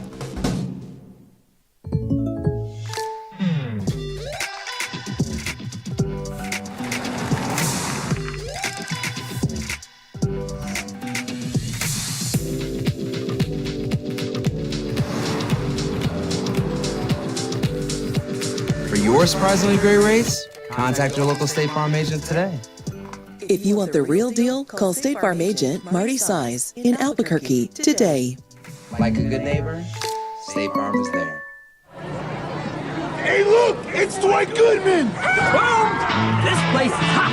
Let's see if anyone needs my help. How about I drive you madman home, huh? I got this, Dwight. I'm the designated driver. Boom. Sweet. Does anyone need Dwight's help getting home tonight? No thanks, Romeo. I've got a taxi all lined up. Drive safe, Dwight. Boom! Boom! Don't sacrifice quality and flavor when you're in a hurry. Golden Pride offers ribs, fried chicken, red and green chili breakfast burritos, and Frontier sweet rolls. The one guy that you wish you can get him, but you didn't think you were going to get him. And he's coming back to the University of New Mexico. And listening to Bronco Mendenhall speak last week, he checked all the boxes about culture, about player retention, but about understanding the new era of college athletics, that you have to have name, image, and likeness support. You have to be willing to recruit in the transfer portal, because this is the way it is. This is how you're going to be successful. And so Bronco Mendenhall gets to work recruiting his team, and one of the big recruits, Ja'Cory Krosky Merritt, the All-American running back for the Lobos, he posted, what was the 8th of my day? So on Friday, he hit up X and he said, 2024, I'm coming for real. So Ja'Cory Krosky Merritt, at least right now on the X, that he's back. Now, the thing for the Lobos is now they got to get some dudes to block for him. because that's what helped make Ja'Cory Cross-Merritt special. That's a good running back, but they had a really good offensive line and the 3 best offensive linemen in the transfer portal. So they got some work to do. But we haven't had a chance to get your thoughts, Ned, on Bronco Mendenhall being hired, as that's former Lobo quarterback Ned James, DC. JJ Buck with you here on the opening drive of taking over this program going forward. Yeah, I haven't had a chance to talk to Bronco.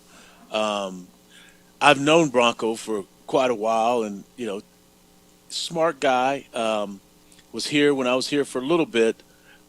So got to know him just a little bit during that time, but I haven't really spoken to him since, and I haven't talked to him since he's gotten here yet.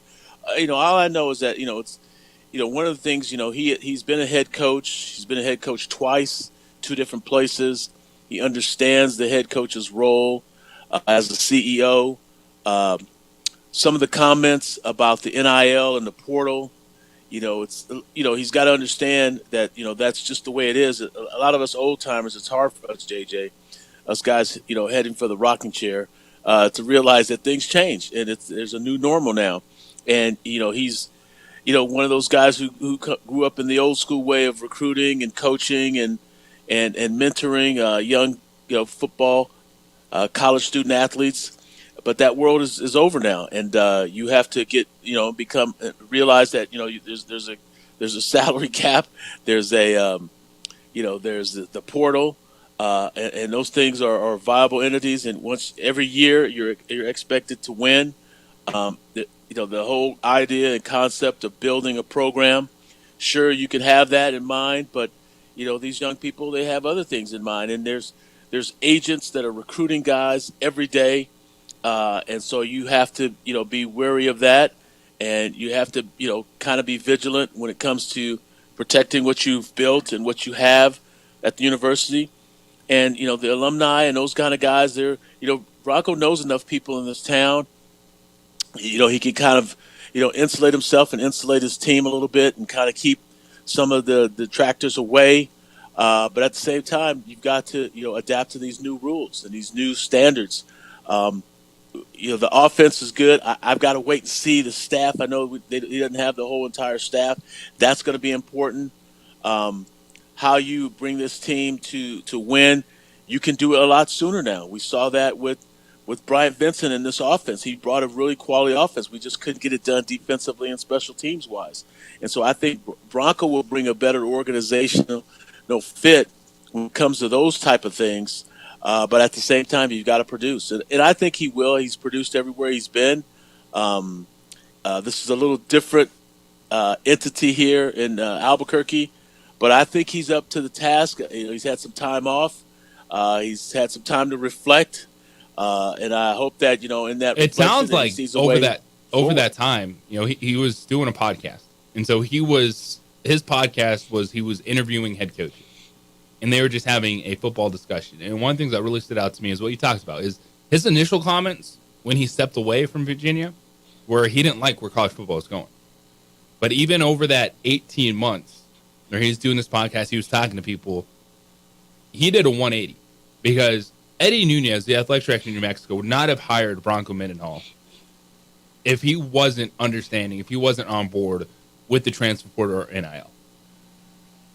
So yeah, he had to have done a 180 to get back to that point. Well, yeah, I mean, you can speak to it now, but at the same time, are you all in on it? I mean, you've got to be all in on it. I mean, you can say, hey, look, this is just the way it is, and hey, I guess I got to do it, or you're gonna, hey, we're going all in. Hey, I expect to win right now. I could get guys in here right now, coaches and players. I mean, you've got to have some enthusiasm. You got to show that, hey, this is not easy. I mean, this is not an easy task to come in and win in a conference that's every year a tough conference to win in. The Mountain West is a really tough conference to win in. I mean, I know people, brag about all these SEC, Big Ten, all this, but this is a tough conference as well. And so, it's going to take some work. It's going to take some energy and enthusiasm to get this team over the hump. And I can't wait to see what's on the horizon. But you're going to have to, you're going to have to improve. I mean, I thought Dylan Hopkins was a very efficient offensive. He was a coach for a defensive-minded coach. He could manage the game, protected the ball. produced offensively at quarterback, was mature, was a leader, all those things you want. Can the next guy be that way? Can you get production to that level from the next group of guys coming in here on offense? There's a bringing a whole new wave. Yeah, there's giant turnover on offense. The one thing is, all right, you have Ja'Cory Krosky-Merritt, at least on the X, he says he's coming back. We assume Devin Dampier, if he stays, at least he could be the leader in the clubhouse, be the starting quarterback for the Lobos next season. When we come back on the other side, I want to expand on this conversation a little bit more when it comes to what you said, the CEO nature of the head coach, even at the collegiate level. What Bronco Mendenhall said about that, the talent level New Mexico needs to find now offensively with so many pieces in the transfer portal on that side of the football. We'll get into that. Take your thoughts, 505-246-0610. It is the opening drive here on 95.9 FM, AM 610, the Sports Animal. This message is brought to you by the New Mexico Department. We would like to thank the following sponsors for making this broadcast possible.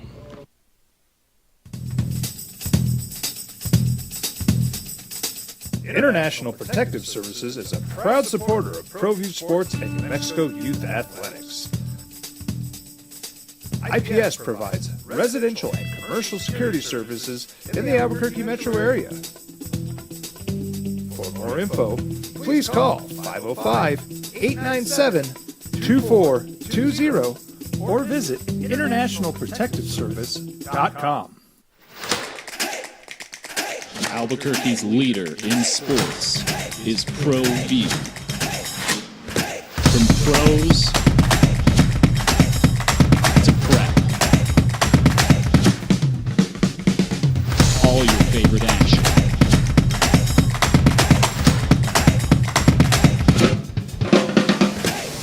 All your favorite talk shows.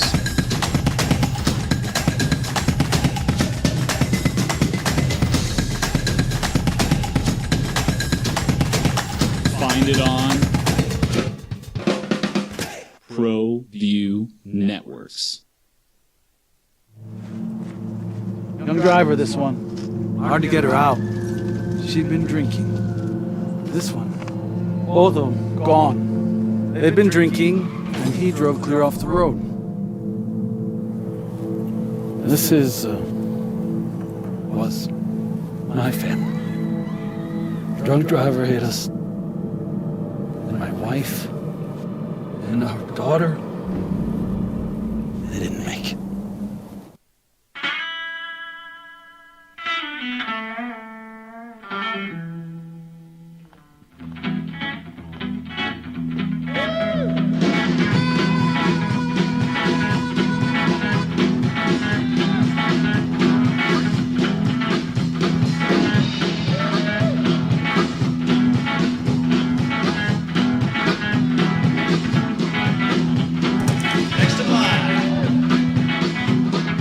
Rudy's is a proud supporter of ProView Networks.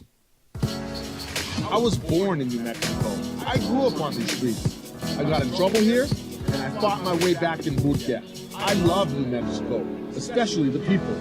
Now I'm using my training, tenacity, and energy to fight for you. I'm Adam Oki, lawyer, fighter, and New Mexican.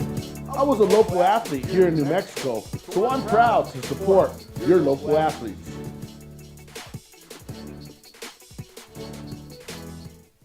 Don't sacrifice quality and flavor when you're in a hurry. Golden Pride offers ribs, fried chicken, red and green chili breakfast burritos, and Frontier sweet rolls.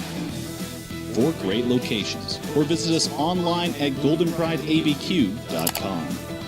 Golden Pride Barbecue Chicken and Ribs are proud supporters of ProView Sports. Well, I'm going to the frontier, walk up to the cashier, order up a root beer and a number 1. Cover it with green stuff, 1 scoop is not enough. Find a booth that's real tough, back by the Duke. Meet my family, meet my friends in the quirkiest restaurant I have ever been. All of Albuquerque's favorite spot, it's the Frontier Restaurant.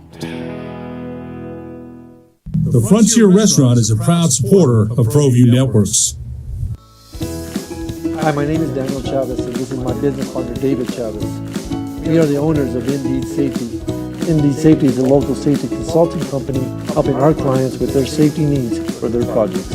One of the things we pride ourselves as a construction safety company is helping our men and women in construction get home safe every day to their families. Indy Safety is a proud supporter of ProView Network.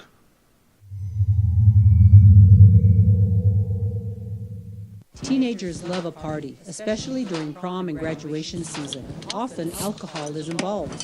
Some parents think that hosting a party with alcohol in their home will keep the kids safe, but it's wrong and it's illegal.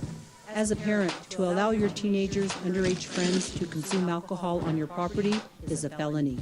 Parents who host lose the most. Don't be a party to teenage drinking. This is a program of the Drug Free Action Alliance. For more information, go to burnco.gov/do-not-host.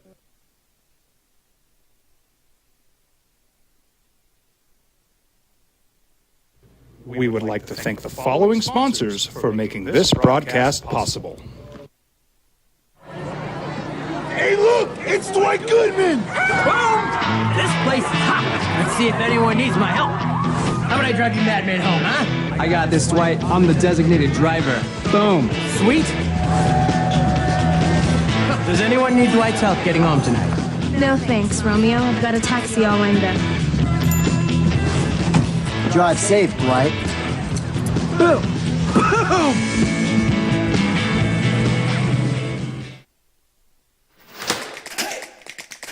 Albuquerque's leader in sports is ProView. From pros to prep, all your favorite action.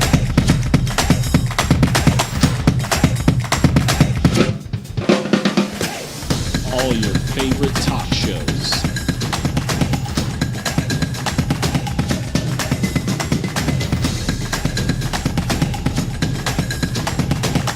Find it on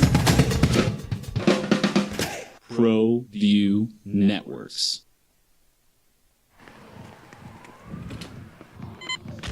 These are more than just the sounds of a safe place to go after school. These are the sounds of interest being ignited and of mentors making an impact. At Boys and Girls Clubs, we don't do just one thing. We do whatever it takes to meet the needs of every kid who comes through those doors. Because whatever it takes is what it takes to build great futures. Great futures start here.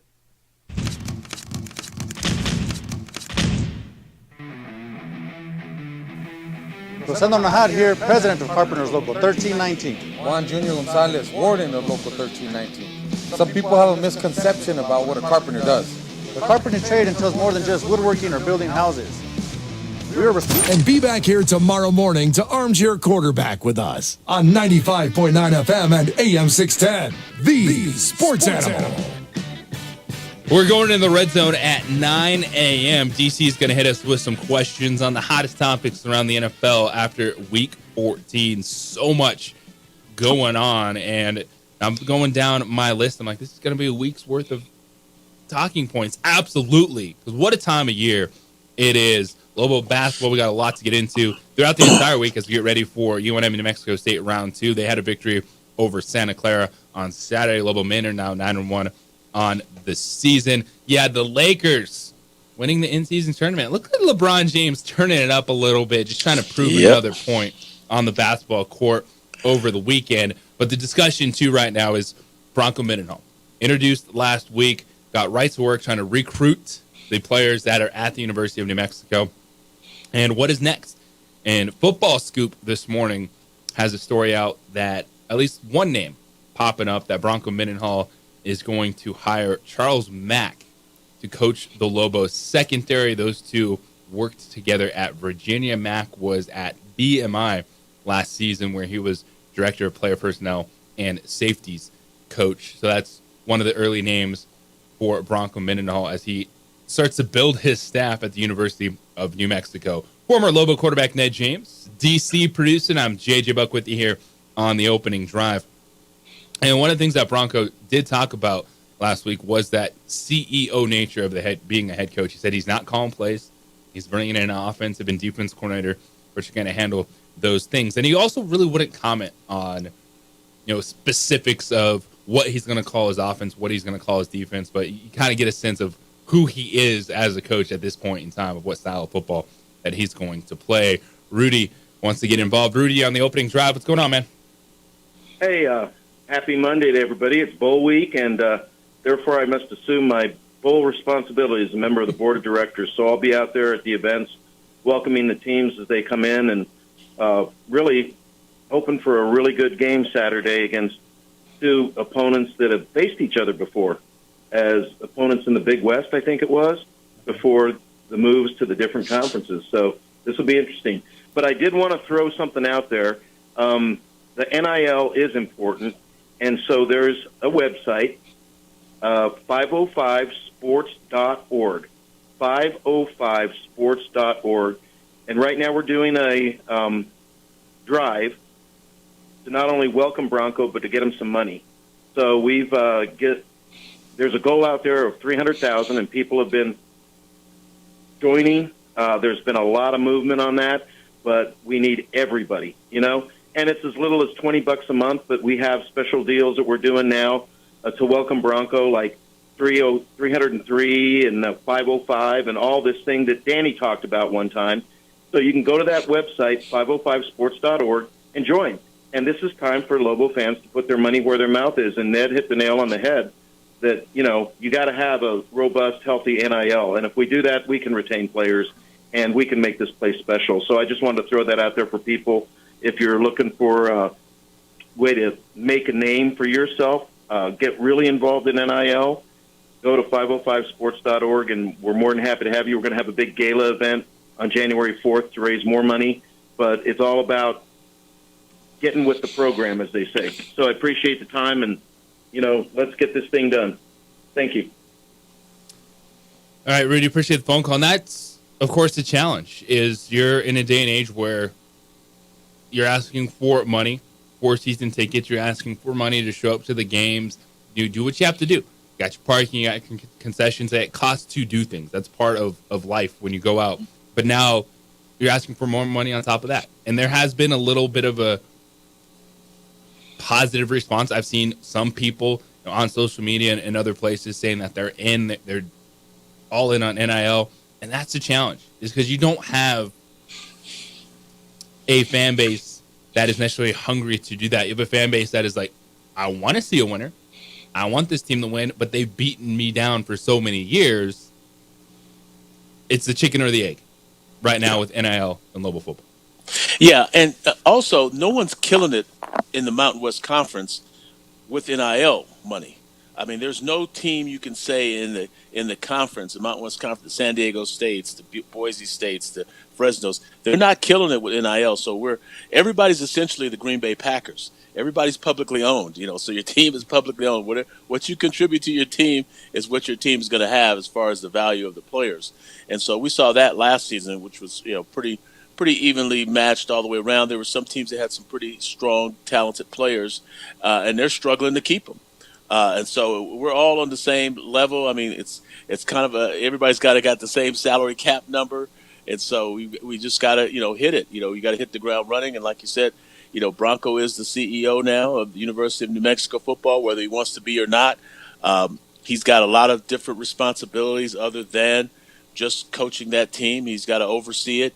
He's got to bring in some capable coordinators and capable assistants to kind of manage the football end of it while he works around all the other stuff. I mean, he's got a lot of work to do as far as tightening up, that salary cap or the recruiting or the type of players you're bringing in or you're having on your roster and maintaining on your roster, the strength and conditioning, training facilities, all those things are combined into that head coaching position. And I think that's what Bronco has done when he came in here. He's hit the ground running, and there's little time for fanfare because there's work to be done. He's got to get the spring ball put together. He's got to get staff people's families moved in, and it's a lot of work this time of year. And he's been out of it for a year and a half, so some of the things got to get his land legs. He's probably a little bit wobbly right now because he's been out of it for a year and a half, and you think you could just jump back into it, but when you don't have that routine of coaching day in and day out, you kind of lose sight of how much work it really is. He's kind of been siestaing a little bit, for a year and a half, and so now he's got to get to work. He's got 16-hour days, baby.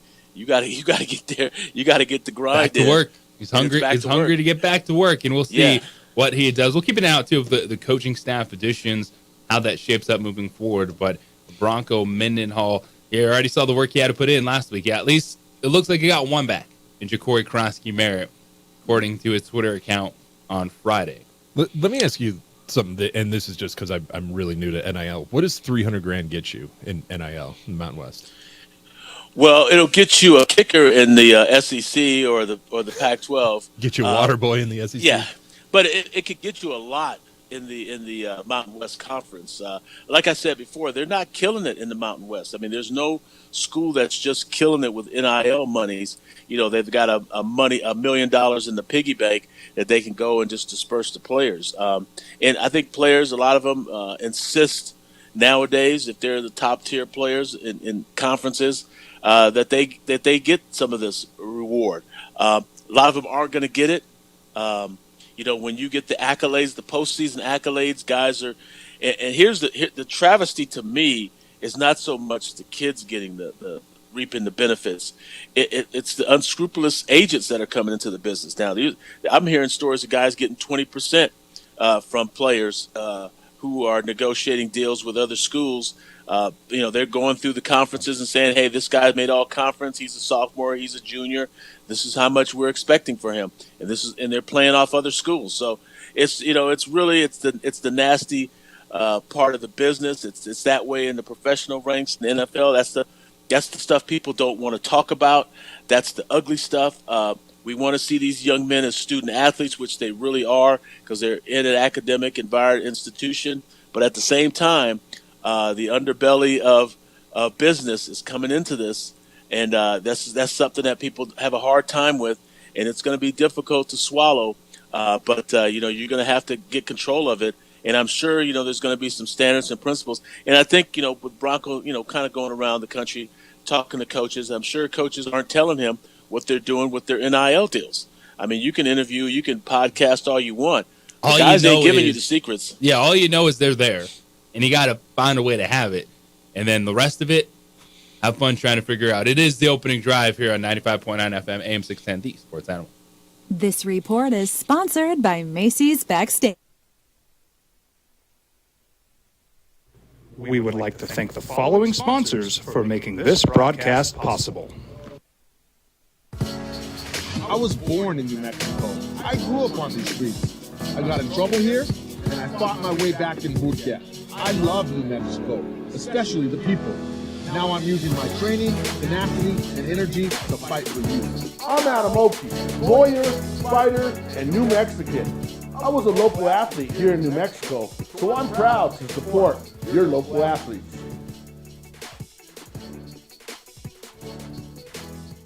Teenagers love a party, especially during prom and graduation season. Often, alcohol is involved. Some parents think that hosting a party with alcohol in their home will keep the kids safe, but it's wrong and it's illegal. As a parent, to allow your teenagers' underage friends to consume alcohol on your property is a felony. Parents who host lose the most. Don't be a party to teenage drinking. This is a program of the Drug Free Action Alliance. For more information, go to burnco.gov/do-not-host.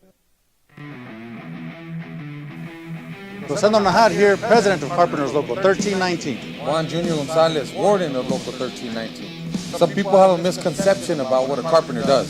The carpentry trade entails more than just woodworking or building houses.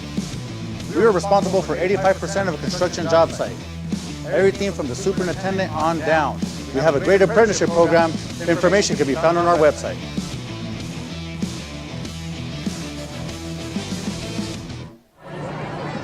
Hey, look! It's Dwight Goodman! Boom! This place is hot. Let's see if anyone needs my help. How about I drive you madman home, huh? I got this, Dwight. I'm the designated driver. Boom. Sweet. Does anyone need Dwight's help getting home tonight? No thanks, Romeo. I've got a taxi all lined up. Drive safe, Dwight. Boom! Boom!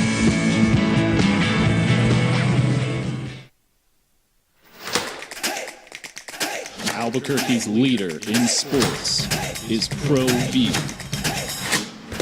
From pros to prep,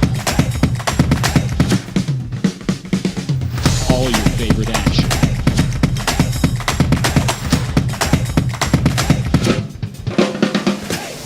All your favorite talk shows.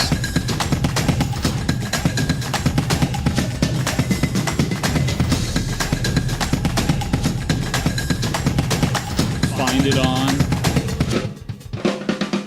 ProView Networks.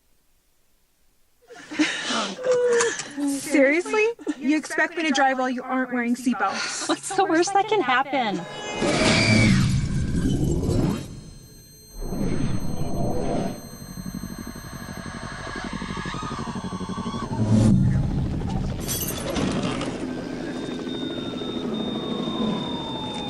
Seriously? Buckle up.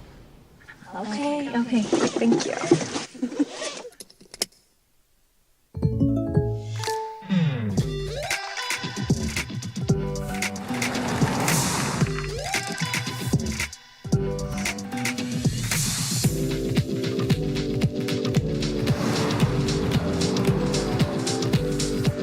For your surprisingly great rates, contact your local State Farm agent today.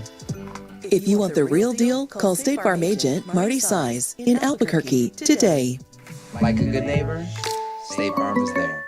For your business or your home, Valley Fence stands alone. We're number one in New Mexico for a reason. It's the best fence you can own. Proudly serving New Mexico for over 50 years. At Valley Fence, the difference is clear. No fence too big, too small, or difficult. We handle them all at Valley Fence Company.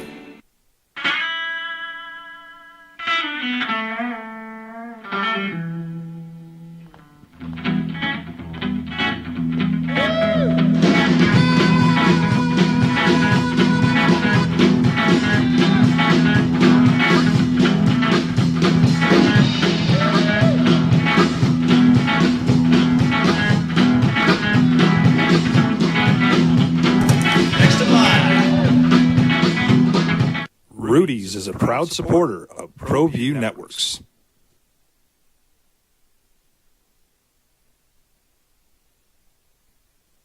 We would like to thank the following sponsors for making this broadcast possible. Teenagers love a party, especially during prom and graduation season. Often, alcohol is involved. Some parents think that hosting a party with alcohol in their home will keep the kids safe, but it's wrong and it's illegal. As a parent, to allow your teenagers' underage friends to consume alcohol on your property is a felony. Parents who host lose the most. Don't be a party to teenage drinking. This is a program of the Drug Free Action Alliance. For more information, go to burnco.gov/do-not-host. Here at Clark's Pets, we understand your pets. We take meticulous time to find out more about them. Dig deep into their world to understand their needs. We do research for knowledge of each pet, so you can trust Clark's Pets to provide you the best products and service for your pets, because we work hard to understand all of their needs. Clark's Pet Emporium, your pet's second best friend.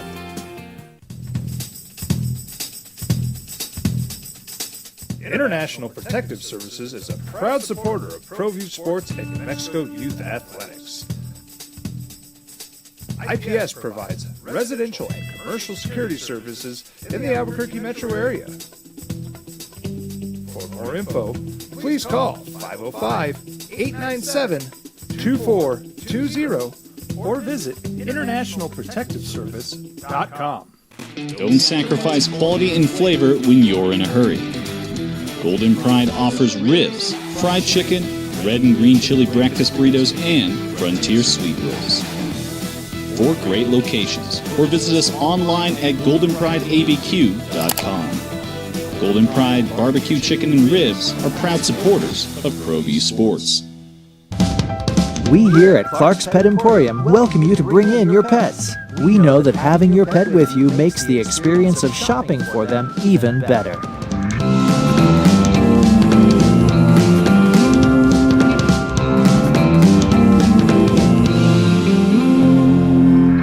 And we welcome you to bring your kids also.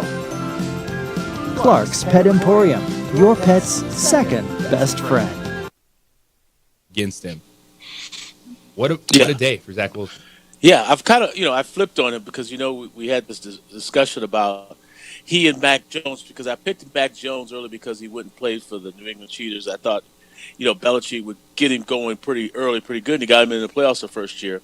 And I picked him over Zach Wilson. They kind of came out in the same draft, but I kind of changed my mind about a year later. Even though they should have went to the playoffs last year, the Patriots with Mac Jones. Despite I know you disagreed that he had Matt Patricia and Judge as his offensive coordinator, I thought it was just disheartening when I found out that he had gone outside the building to try to consult and get people to help him with the offense, meaning that Mac Jones thought he was bigger than the team, that he thought he was responsible for the team winning and not the coaching staff and not Belichick. I thought Belichick should have cut him in, but I think Zach Wilson, being a young player with an inexperienced coaching staff, was going to struggle. I've seen some bright spots with him. I know with young guys it just takes a while. I know you've got the C.J. Strouds that just burst onto the scene and they're having great seasons. But young guys, it takes time to develop them. I mean, you have to give them 2 or 3 years, under a quality coaching staff and team leadership to develop. They're not going to all come in and light it up. It's a tough league. And so Zach, proud of him, got the kind of chip off his shoulder and should be okay the rest of the way from now At on. least he got a statement win. At least he can say that when the whole world was against him. We watched Zach Wilson play a lot of bad football. The story was he did not want to play. He did not want to be the quarterback. And he puts up 300 yards on a Texans team that everyone was gushing over. And that game actually was on the Houston Texans defense to get shredded that badly by Zach Wilson. Yes, Houston has a ton of injuries now where they have a challenge moving forward. Tank Dell was out. They lost Nico Collins. Dalton Schultz wasn't playing. C.J. Stroud in the concussion protocol. Giant questions for the 7-6 Houston Texans. And we have more questions when it comes to the NFL as we go into the red zone next. It is the opening drive here on 95.9 FM, AM 610, the Sports Animal.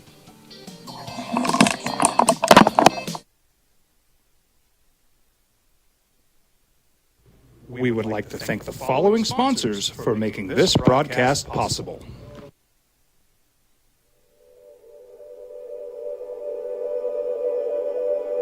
We aren't all born with the same opportunities. But it's the people who care that change everything. Get ready, Spout, get ready!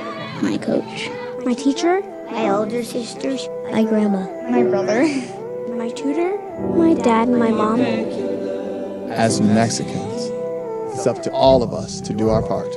So that no child goes without love.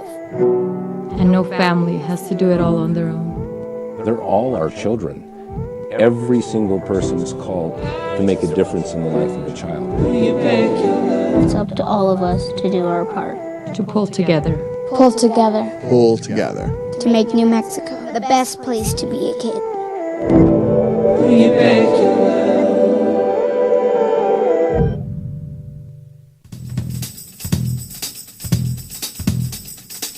International Protective Services is a proud supporter of ProView Sports and New Mexico Youth Athletics. IPS provides residential and commercial security services in the Albuquerque metro area. For more info, please call 505-897-2420 or visit internationalprotectiveservice.com. I was born in New Mexico. I grew up on these streets. I got in trouble here, and I fought my way back in boot camp. I love New Mexico, especially the people. Now I'm using my training, tenacity, and energy to fight for you. I'm Adam Oki, lawyer, fighter, and New Mexican. I was a local athlete here in New Mexico, so I'm proud to support your local athletes.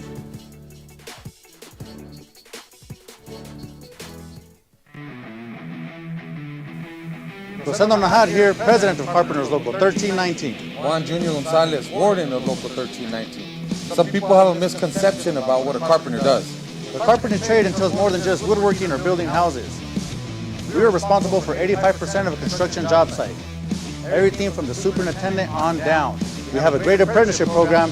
Information can be found on our website.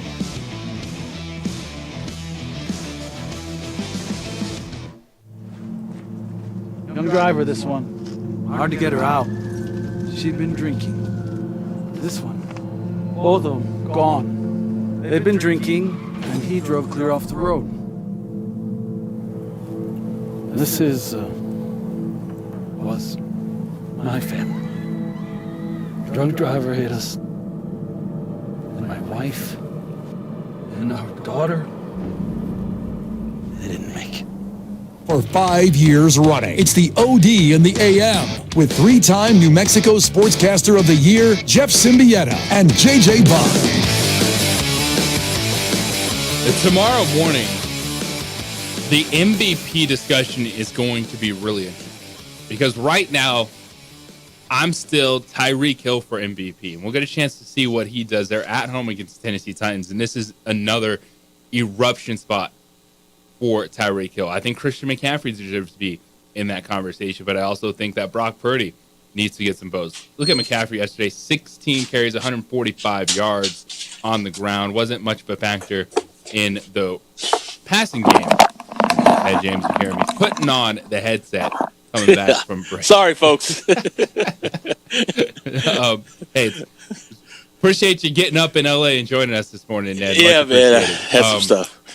So I think, Tyreek Hill, Christian McCaffrey deserve to be in the MVP conversation. You have Dak Prescott, you have Brock Purdy. So tomorrow, we're going to open that can because we're going to get to see Tyreek Hill tonight. And where does Tua factor into that? If we're going to talk about Brock Purdy being an MVP, you have to talk about Tua being an MVP, so they have a chance to make a statement on Monday Night Football. 2 games tonight, Green Bay at New York, Tennessee at Miami, and they're both gigantic because Green Bay in the NFC wildcard race, still potentially an outside shot at capturing a division title with some of the bumps in the road for the Detroit Lions. In Miami at 9-3, a game back of the 10-3 Baltimore Ravens, and we'll dive into the Ravens more too about do we just keep overlooking them?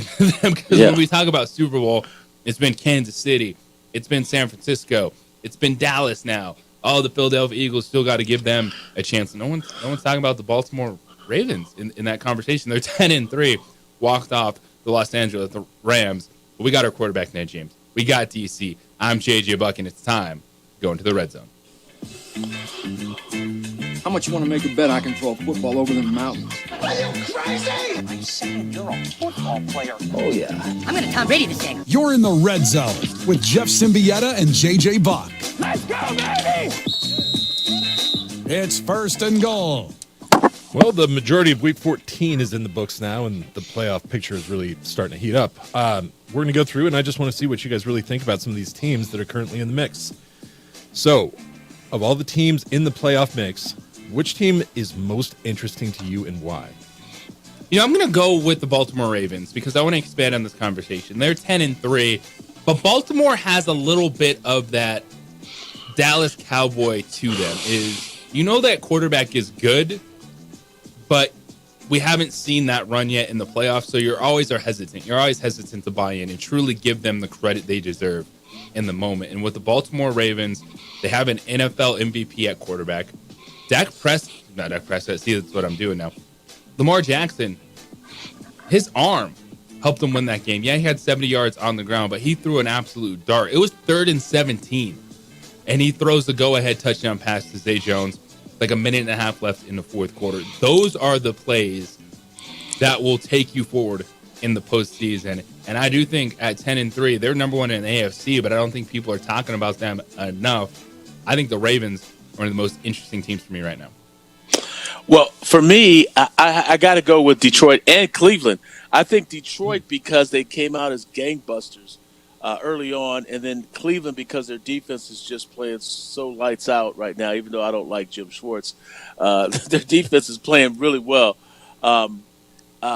Detroit is just fascinating because they don't have any defense. I mean, they've got some players. I just don't think Aaron Glenn has really put forth the kind of unit that he needs to in order for this team to be successful in a playoff run. So, and I've thought that the whole time, even though I like Aaron Glenn, I just don't think that they're doing enough defensively to get them into any kind of a formidable position in the playoffs. So those two teams to me are the most interesting.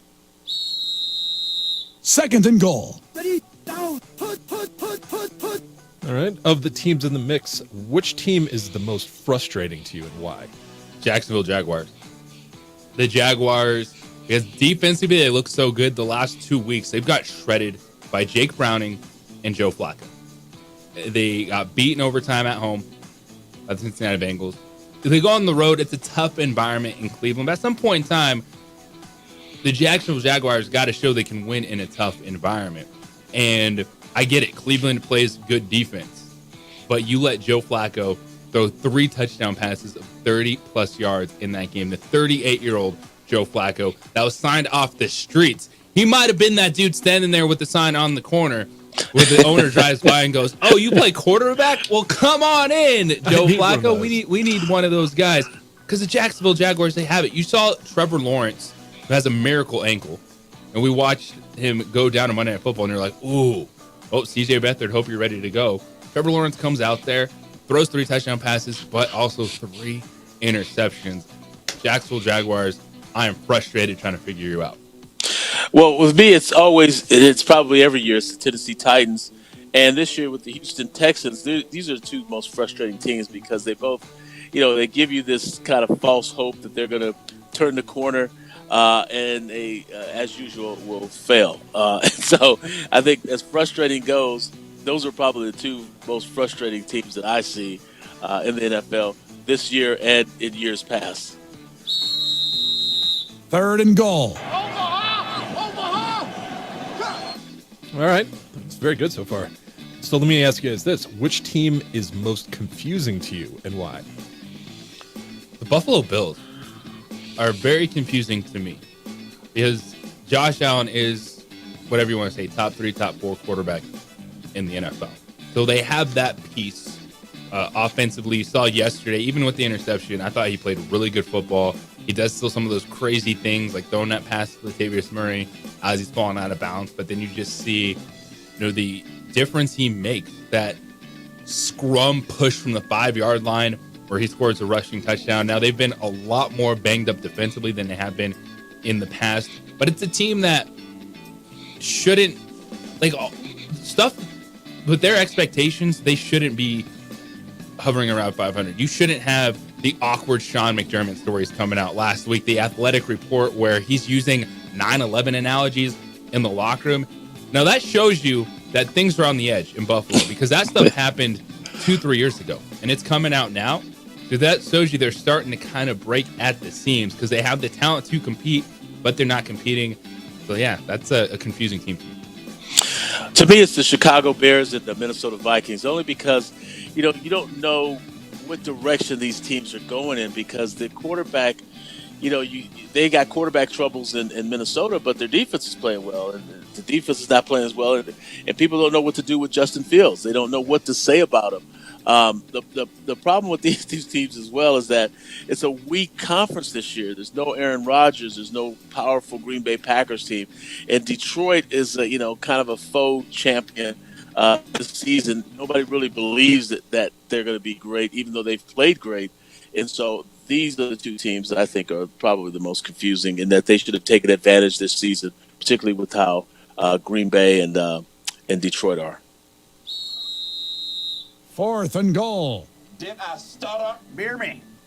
I really like that one with the Bears because they have moments where they look great and then they have moments where they look like they're about D2 level. It's insane. So we'll wrap this up here. In which of these teams are you most and least confident? I think most confident, it's, you don't need to break any news there. It's San Francisco 49ers. Because they've also beaten the 2 contenders directly behind them in Dallas and Philadelphia, and they beat them in convincing fashion. I do think that it's a little up in the air in the AFC because I just laid the case out for the Baltimore Ravens. The Miami Dolphins are right there. Kansas City, all right, you have Patrick Mahomes, but can Patrick Mahomes handle this moment where things aren't working, man? Like you have to make those wide receivers better. Like you have to make plays in that offense because you don't have someone that's showing up a number one wide receiver to save the day. The least confident in, it's if I'm looking at the AFC, I think it's the Pittsburgh Steelers and Indianapolis Colts are two teams I think could fall out of contention. We know the offensive issues with the Steelers and the Colts. Like that's who Gardner Minshew is, man. There's a reason he's always a backup and not a starting quarterback in the league. And so that, yeah, there's a couple teams that jump out to me. How about you, Ned? Well, the most confident, I have to go. I have to agree with you with San Francisco, but I also put Dallas in there. I'm impressed with Dallas's defense, special teams unit, and also Baltimore and Miami. Miami's quietly because of Vic Fangio on defense. You got to watch them. The young offensive hotshot head coach. You got to, the Sean McVay type guys. Daniels. Those guys. I don't. You got to give me a little bit more. You got to win a couple championships. I believe that you played quarterback at a high level.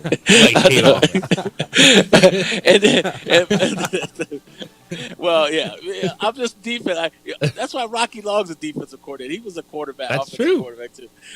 You had the skills to play quarterback, but you were meant to be a defensive football player. Yeah, and probably the most confusing is just going to be Detroit. Always Detroit because of that defense. I just don't know where they're going to go, how far they can go with that defense. But we'll see. Very interesting red zone today.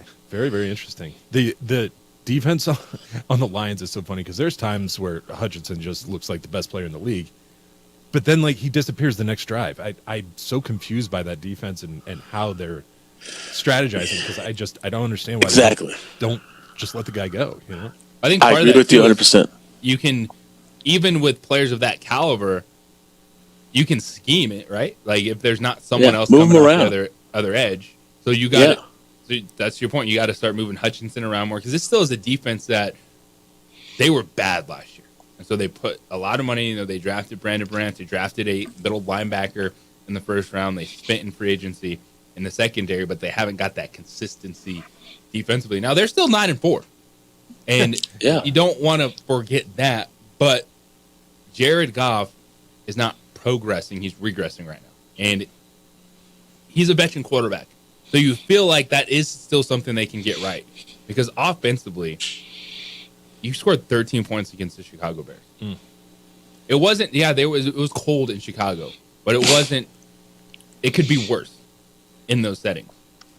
And that's what's frustrating looking at that offense of Jared Goff. 8 turnovers the last 4 weeks. 3 of those 4 games have been indoors. Well, and especially how it played out yesterday in the first half. They're back and forth. It kind of looked, for a moment, at 10-0, it looked like the Bears were going to run away with it.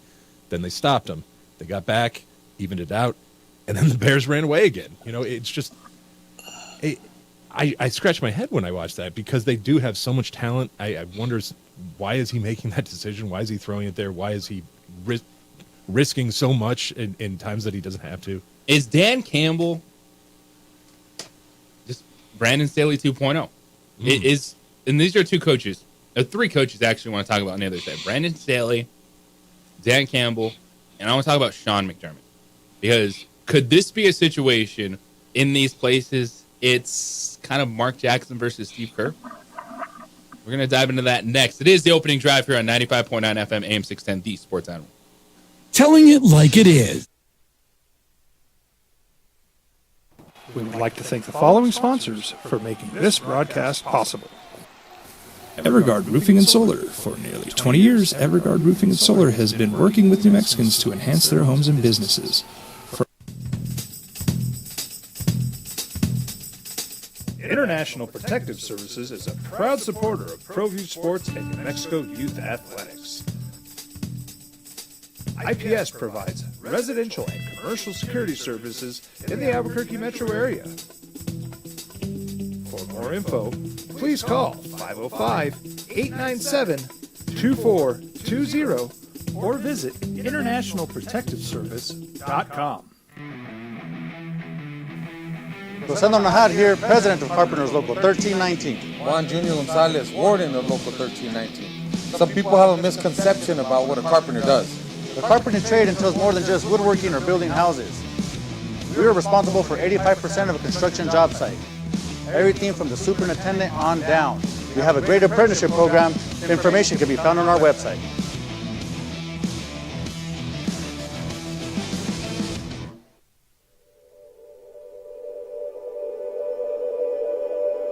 We aren't all born with the same opportunities. But it's the people who care that change everything. Get ready, Sprout, get ready. My coach, my teacher, my older sisters, my grandma, my brother, my tutor, my dad, and my mom. As Mexicans, it's up to all of us to do our part. So that no child goes without love. And no family has to do it all on their own. They're all our children. Every single person is called to make a difference in the life of a child. It's up to all of us to do our part. To pull together. Pull together. Pull together. To make New Mexico the best place to be a kid.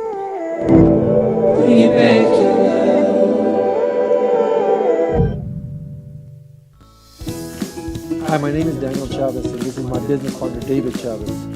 We are the owners of Indeed Safety. Indeed Safety is a local safety consulting company helping our clients with their safety needs for their projects. One of the things we pride ourselves as a construction safety company is helping our men and women in construction get home safe every day to their families. Indeed Safety is a proud supporter of ProView Network.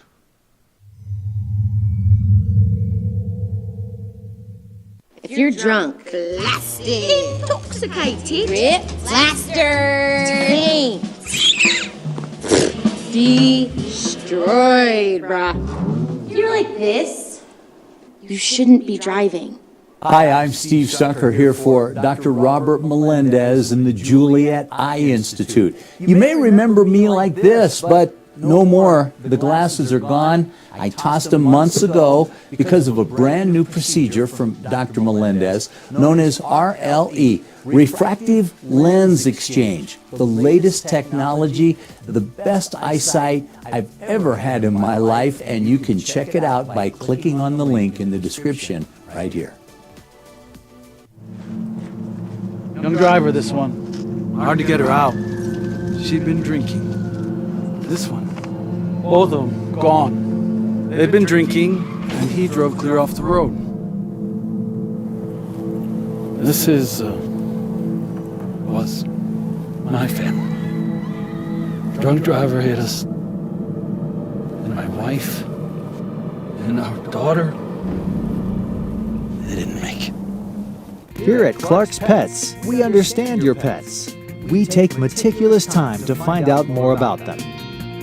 Dig deep into their world to understand their needs. We do research for knowledge of each pet, so you can trust Clark's Pets to provide you the best products and service for your pets, because we work hard to understand all of their needs. Clark's Pet Emporium, your pet's second best friend.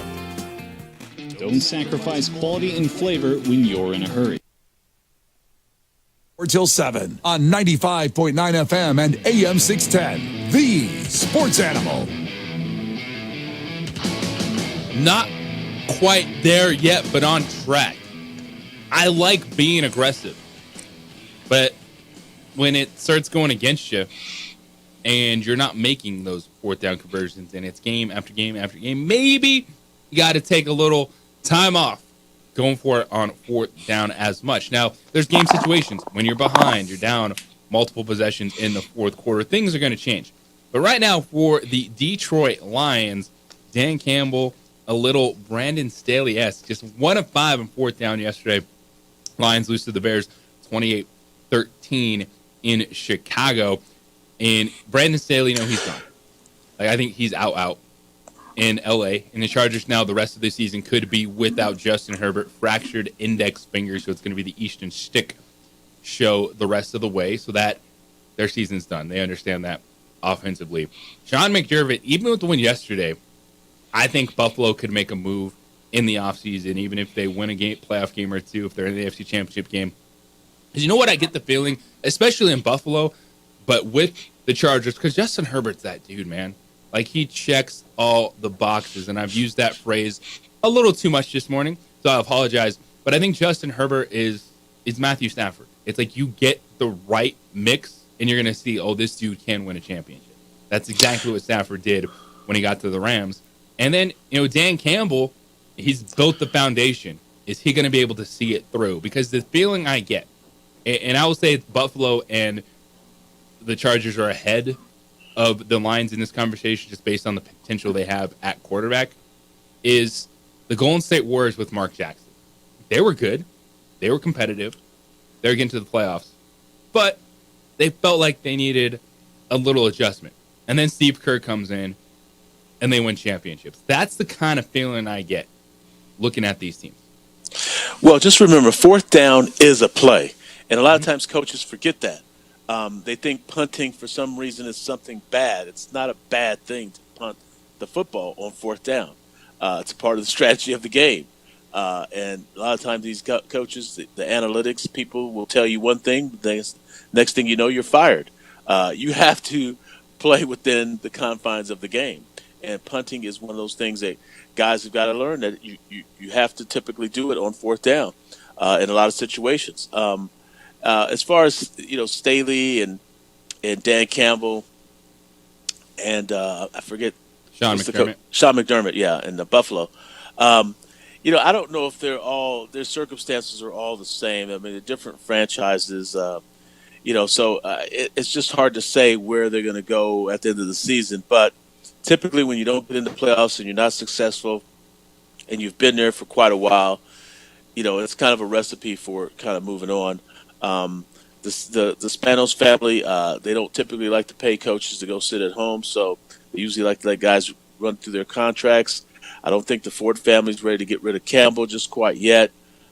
As far as the Pegues family in Buffalo, I don't quite know where they're going to go with McDermott if he doesn't go far in the playoffs this year. That's a tough one to read.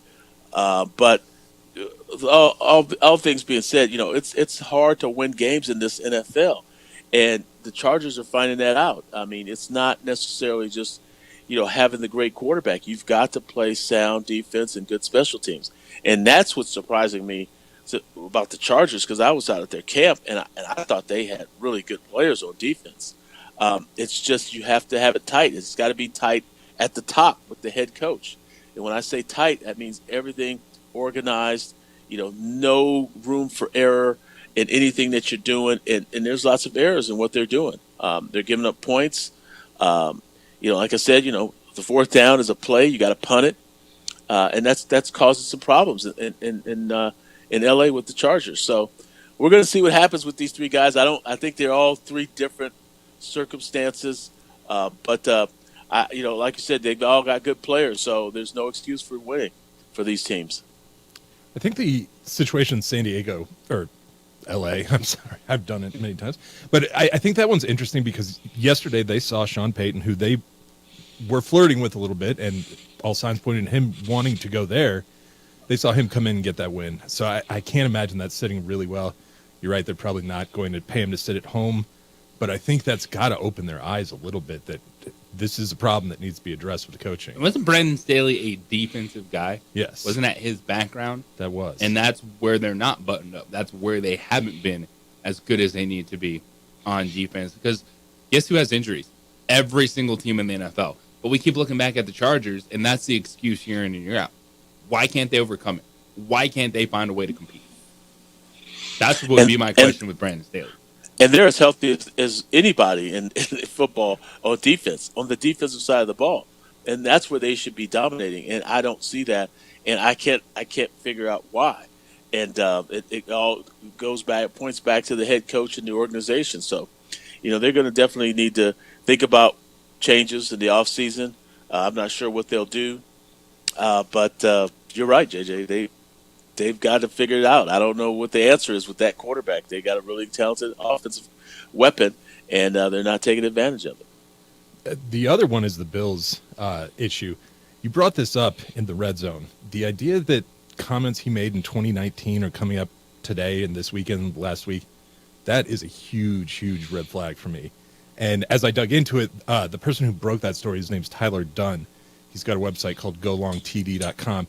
He adds a really in-depth, really, really four-part, very deep piece that he's put together about the McDermott problem.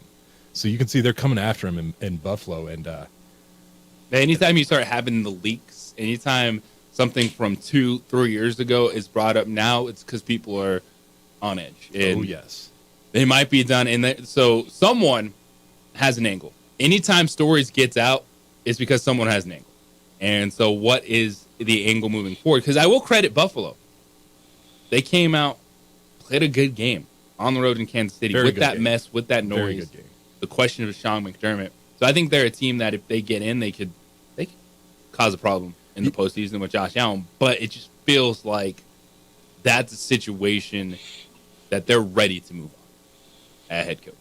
Yeah, it certainly feels that way. But you're right. They went out. They put together a really good team, a really good game against a really good team. To me, they feel like the ultimate spoiler in the AFC. They do.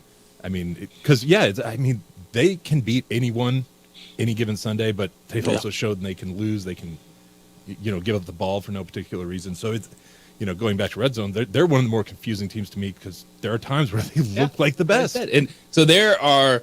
Right now, the Bills. So you got the Steelers, Colts, Texans, Broncos, Bengals, Bills, all 7-6, fighting for 2 playoff spots. You have to tip your cap to Cleveland for what they've been able to do. They've been 8-5 football team, and Cleveland has started Deshaun Watson, P.J. Walker, Dorian Thompson-Robinson, and Joe Flacco. They're 8-5. That is something. Joe Flacco. I'll tell you a little story. I ran into him in a Target once, coming by Dove Valley. Yeah, he looks like a Target guy. Well, he does, and he had like 7 kids with him. But he looks more like a basketball player. Man, that dude is tall. He is so big. But very nice guy. So I'm always pulling for him. I thought it was pretty cool what he did this weekend. And I mean, the Browns are very much alive right now. It seems. They absolutely are. They're 8-5. You feel better about the Cleveland Browns, Joe Flacco, than you do the Steelers offense right now. Then you do the Indianapolis Colts. The Colts, they're not running the football. You have to run the football. Zach Moss was running the football first half of the season. Yeah, Jonathan Taylor's out, but they're not running the football now with Zach Moss, and you can't do that week in and week out and be good with Gardner Minshew. He's fun. We like the story, but if he's throwing the football 45, 50 times every week, you're not going to be successful. And that's what we're seeing with the Colts. Yeah, and it's surprising that they're not trying to run the ball. I mean, I don't know why with the coach that they have there that they don't want to run the football. So he came over from Philadelphia, so he should be a run the ball guy. 35-14. And one of those touchdowns was on a pick 6 for the Colts. Yeah. So how about Jake from Washington? Let's tip our cap to Jake Browning, because right now you're just looking for competent quarterback play in a lot of these places. And that's back-to-back games for Jake Browning. We saw it, the Monday Night Football Spotlight last week. He comes out this week, 18-24, 275 yards, 2 touchdowns, do that pick 6, but bounced right back, had a rushing touchdown again, missed 5 plays. You're like, oh my gosh. A.J. McCarron now is playing, but he came back in the game. I guess it was just a cramp issue or something with his hand. 285 yards of total offense for Cincinnati. This is crazy. So, they look just as good offensive as they have all year long with Jake Browning at quarterback. Does this feel like Brock Purdy 2.0? Nah, they've got good a little bit because they're good on defense. I think San Francisco and Cincinnati are similar in that way because they're both really good defenses. And so it helps the quarterback. You're throwing 24 times a game, 23, 24 times a game.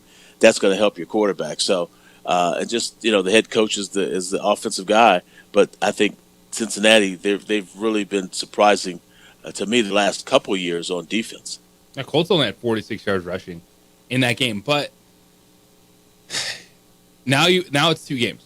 So the first game, it's all right. You say, all right, great job, Jake Browning, but now you put 2 games together.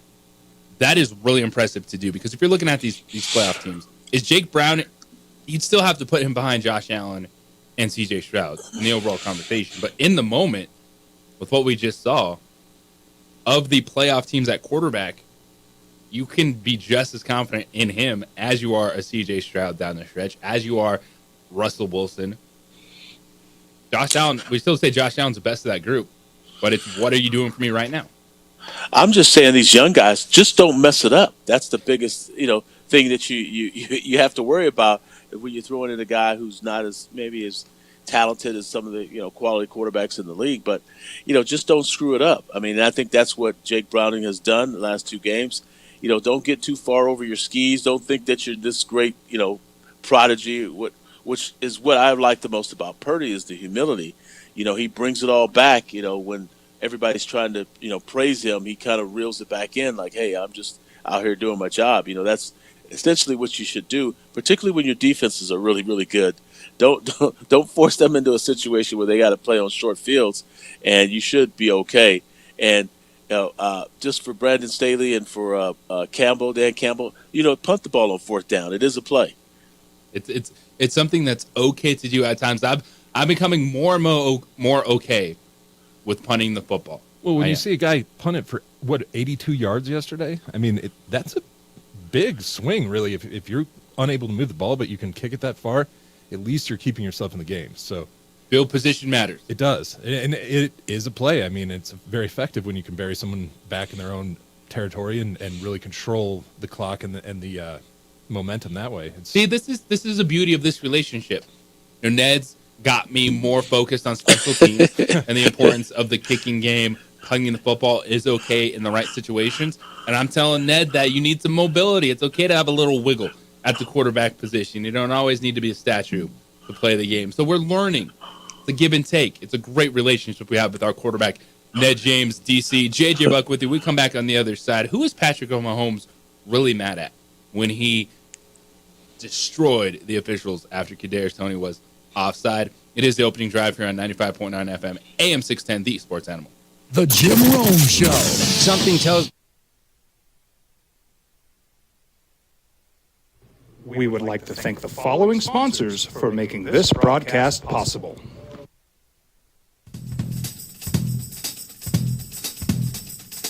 International Protective Services is a proud supporter of ProView Sports and New Mexico Youth Athletics.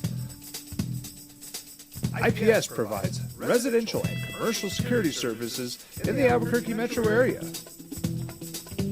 For more info, please call 505-897-2420 or visit internationalprotectiveservice.com. Hi, I'm Steve Sucker here for Dr. Robert Melendez and the Juliet Eye Institute. You may remember me like this, but no more. The glasses are gone. I tossed them months ago because of a brand new procedure from Dr. Melendez known as RLE, Refractive Lens Exchange. The latest technology, the best eyesight I've ever had in my life, and you can check it out by clicking on the link in the description right here.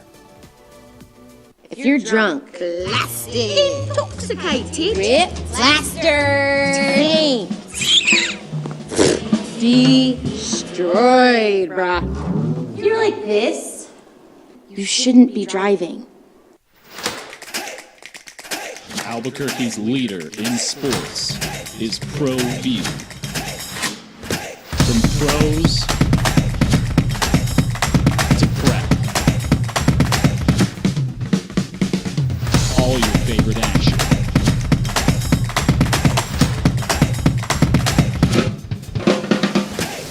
All your favorite talk shows.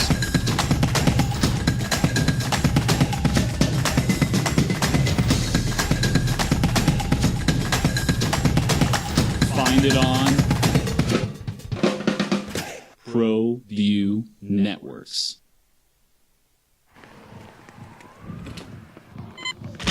These are more than just the sounds of a safe place to go after school. These are the sounds of interest being ignited and of mentors making an impact. At Boys and Girls Clubs, we don't do just one thing. We do whatever it takes to meet the needs of every kid who comes through those doors. Because whatever it takes is what it takes to build great futures. Great futures start here.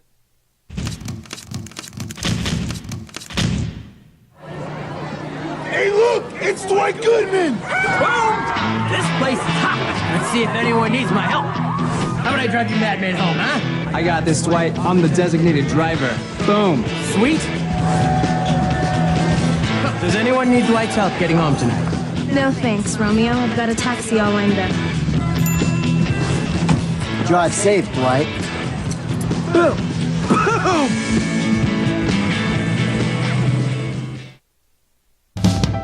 We here at Clark's Pet Emporium welcome you to bring in your pets. We know that having your pet with you makes the experience of shopping for them even better.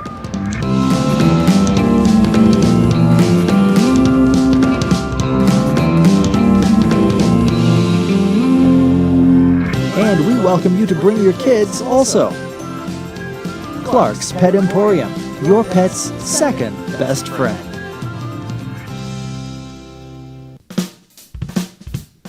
Well, I'm going to the frontier, walking to the cashier, order up a root beer and a number one. Cover it with green stuff, one scoop is not enough. Find a booth that's real tough, back by the Duke. Meet my family, meet my friends in the quirkiest restaurant I have ever been. All of Albuquerque's favorite spot, it's the Frontier Restaurant. The Frontier Restaurant is a proud supporter of ProView Networks. I'm late in the fourth quarter for the Kansas City Chiefs. Not so fast, my friends. Kadarius Toney standing in an offside position. The flag is thrown. The right call is made. And then Patrick Mahomes loses his mind, slamming his helmet, throwing a tantrum on the sideline, talking about it walking off the field, talking about it in his post-game commentary. Who was he really mad at?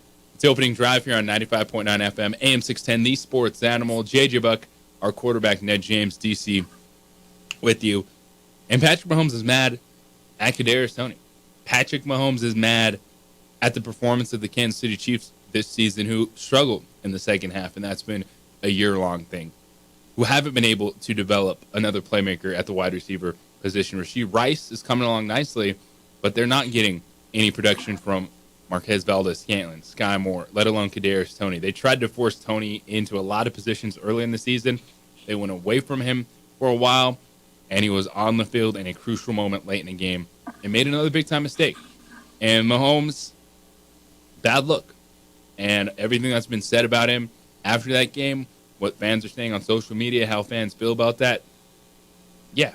You essentially come across as you are crying and you're saying, hey, refs, give us the call. That was a great play. Why would you make that call? You never make that call. Well, I think it's been called 11 times this year. Oh, offsides has been called. Offensive offside, 11 times this season. Okay. Now, yeah, you hear it from players. You hear it from you, Ned. That's not something that is typically called in an NFL game because you have the check with me system, and usually a wide receiver will look over, make sure he's cleared with the referee, and they give him that little bit of a leeway. They're like, hey, back up, take that step back. All right, you're good now. And that's what the warning that Patrick Mahomes and Andy Reid were kind of mentioning of it never being called. But if Kadarius Toney doesn't check with the referee, and we haven't seen video, we sure as heck get the video of him lining up off sides, but I haven't seen any video come out of him checking with the referee to make sure he's good, to get that acknowledgement, to get that warning. He was offside. And Patrick Mahomes is mad at last week's call. Patrick Mahomes is mad at an offense that's not scoring points. That we can sit here all day long and say Patrick Mahomes is the best quarterback. You'd take him number one in any draft. If you just say all these guys are up for grabs, who do you want to play quarterback for 10 years? But it does show you that even in the best quarterbacks, they need a little bit of help. And right now, Patrick Mahomes is frustrated because he doesn't have that help. Yeah, and he's frustrated, and that's a perfect word for it because I think he is, kind of showing his frustration with how things are going this season. It's not that the season is over or anything like that, but those last couple of weeks have been, a struggle for him. And so he's trying to get off the struggle bus, as they call it. And part of the struggle bus is, you figure, when you're in these situations that you practice a lot, which is the 2-minute drill, that you're not going to have these kind of issues come up. It's just that year. It's the year that they come up. And so you have to adjust to it. You have to adapt to find ways to win games. And he knows that, it's so tight in that situation that you really can't afford any kind of blunders when teams are so close in talent. And so what happens is when you get into that situation that you practice over and over and over again, and, something as simple as not lining up right, can take your game away from you. And it kind of seemed like it took him out of his game once they got that penalty, because it really was just a 5-yard penalty redo. They still But had he kinda 3 took him out plays of his after game. that. Yeah. And that's a great point. And that's what I'm kind of talking about is Mahomes is a Super Bowl champion. We know that he can succeed, but he's not handling the pressure right now. Like, he is not handling the moment well. There are still 3 plays, and all they had to do was get in field goal range, at least to extend the game. It was 2nd and 15. All right, they push him back a little bit. There's still no midfield. Go make some plays. And Mahomes threw 3 straight incompletions after that. Right, and that's something that he's going to have to, realize that's, the coach it's his responsibility. It's Andy Reid's responsibility to kind of reel Patrick Mahomes back in. He's getting a little bit over his skis with the whole officiating thing, and that guy is a bad official because he ruled against me or one of the. And the thing that he's really got to, and I'm glad he didn't say it a second time, was the greatest play in football this year with Kelsey throwing the ball, lateraling the ball back, and the guy scoring a touchdown. You gotta let that go. You gotta let that go. He brought that up, and I thought was surprised that he brought up the actual play would happen. Thinking that it was going to be fun for the fans and all that sort of stuff. He really has to let that stuff go. But it's like you said, he's frustrated. These guys think they're going to get all these calls. They think the officials are out to get them, and it wasn't personal. It was the right call. Bad situation. Normally you don't get that call, but it was the right call. And so you have to live with it. And so you got to live with the successes. You got to live with the failures. So this is what is part of it, part of life. So on SVP last night, they put up a stat, said Andy Reid, in his head coaching career, has ran 25,172 offensive plays. Been called offensive offsides once. Wow. That was Kadarius Toney. That's wild. Yeah, I did not see that one. That's interesting, but that's a part of it. It's hey, it's a game of inches. You never know when it's going to happen. Got to be able to do your job. Yeah, you and have to line up as a wide receiver. Yeah, he lined up offsides. He got caught. And the NFL has come out and said, based on the tush push, that they're going to make offensive offsides a point of emphasis for referees. That's why it's been called so many more times this year compared to the last couple of years. So all of the players in the league are aware of this. This was not news to anyone. So I'm sorry, if you're a wide receiver, you just got to make sure you're on sides. And I don't think anyone deserves a warning or any of that. I think that's... Like, if you check, I think the warning essentially is the check. Yeah. So I think that's just the wording is kind of getting lost. Is like, if you look over and you go, am I good? And they're like, no, they put you back. And so they don't initially, you're not, like, so right when you line up, they don't just drop the flag. Like, you have the opportunity to get where you need to be if you line up in an offside position. So I think that's kind of, I know the word warning is being thrown out there, and maybe a couple of times they're like, hey, take a step back here. That probably has happened, because if you're talking about it that way, but a lot of it, I think, is just the check with me. You do the check, you line up, look over to the ref, and he gives you that thumbs up. It's fascinating how there's this fanfare, there's just this speculation and this drama over the right call. It wasn't like it was a bad call. I could see if it was if Patrick Mahomes was acting like this last week, all right, we would have been like, all right, we get it, Patrick. Like, bad call. We all saw the dude go through the back of your receiver. Understandable, but let's go. But now he's doing it this week when it wasn't a bad call. That's where people aren't listening to Patrick Mahomes right now. Yeah, but I mean, you have to put it in perspective too. Like, wait a minute now, this was the right call. Now, if it wasn't like it was maybe a subjective call or anything, the guy's literally lined up offside, standing right on the ball. We're making a big deal of it. It should have been forgotten about after the game, but now it's going to be talked about all week. And now every week, everybody's going to start looking for guys lining up offsides for the offense. Oh, so man. You just wait. You saw it. Because the immediate reaction on social media, too, was, did you see Von Miller jump on the next play and it wasn't called? Right. He did. I saw that. They didn't call it. So, I mean, that's what you get. Conspiracy theory. That's why fans never believe. That's why fans on social media just posting photos, posting videos, because it's all a giant conspiracy when it's all said and done. We are living in a simulation. Yes, Von Miller, shame on you for jumping off sides the next play and not being called. it's the game within the game. These guys know it. They understand it. They're always trying to, jockey and position themselves with officials. Head coaches try to do it all the time. In your preparation leading up to the game, there's actually, when you go into a meeting, in an NFL meeting, the first meeting you go into the week of the game is the meeting on officials. This is what these officials like to call. This official likes to call holding.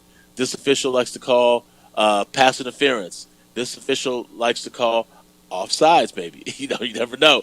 And so now he's going to have the offsides label. So they have a list of what penalties these officials regularly call, and that's what gives them kind of that kind of fake or that faux confidence in knowing that they're not going to get these certain calls made, because coaches, when we prepare players, we let them know that, hey, these are the kind of calls that you can expect to be called this game, and that probably wasn't brought up, that an offsides in the 2-minute period is one of the things these officials or this official group typically calls. So, and that's what a lot of people don't know or understand, the kind of game behind the game that happens before the game, that these players and a lot of the coaches kind of expect from the officiating crews, and it just didn't happen this time.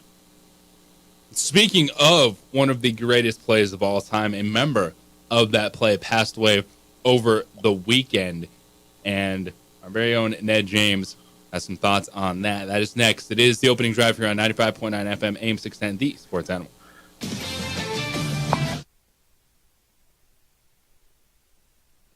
We would like to thank the following sponsors for making this broadcast possible.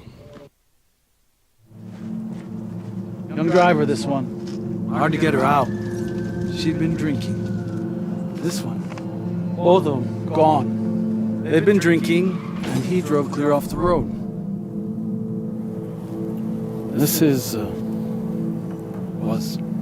my family. Drunk driver hit us. And my wife and our daughter, they didn't make it.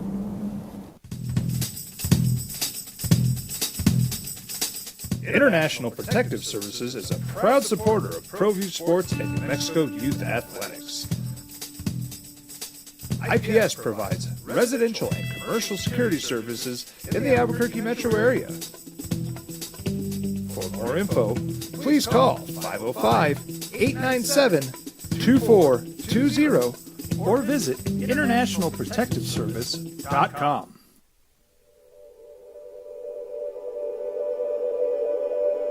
We aren't all born with the same opportunities. But it's the people who care that change everything. Get ready, Spell, get ready! My coach, my teacher, my older sisters, my grandma, my brother, my tutor, my dad, my mom. As Mexicans, it's up to all of us to do our part, so that no child goes without love. And no family has to do it all on their own. They're all our children. Every single person is called to make a difference in the life of a child. It's up to all of us to do our part. To pull together. Pull together. Pull together. To make New Mexico the best place to be a kid.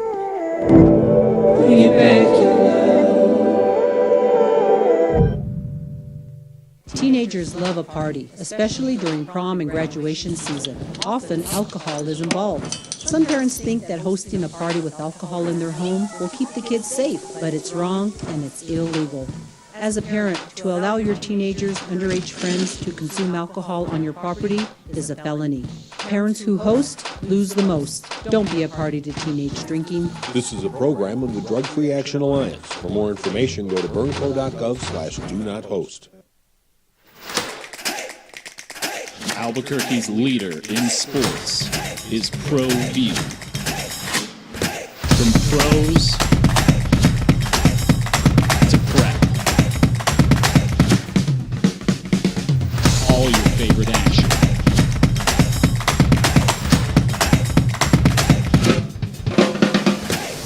All your favorite talk shows.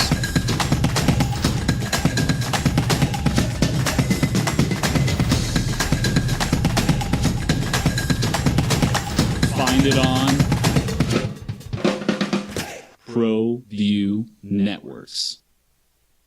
ProView Networks would like to thank the following sponsors for making this broadcast possible. Hans Whitler Automotive, German car maintenance and repair in Albuquerque, New Mexico.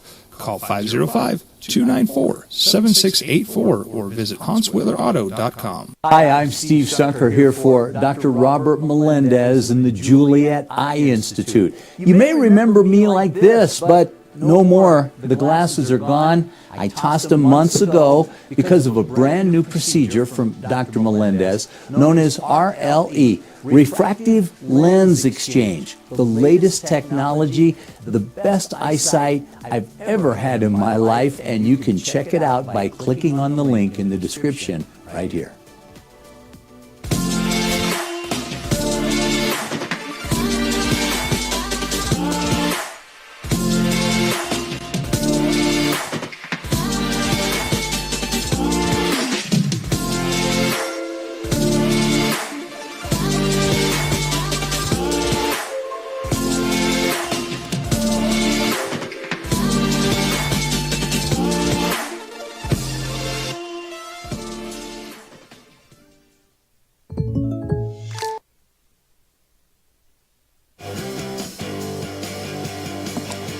Back at it, JJ Buck, former Lobo quarterback Ned James, DC, with you. 505-246-0610 Sports Animal Hotline. We're going to talk about a legendary Titan here in a moment, but Ralph wants to get in. Ralph, good morning. You're on the opening drive. What's going on?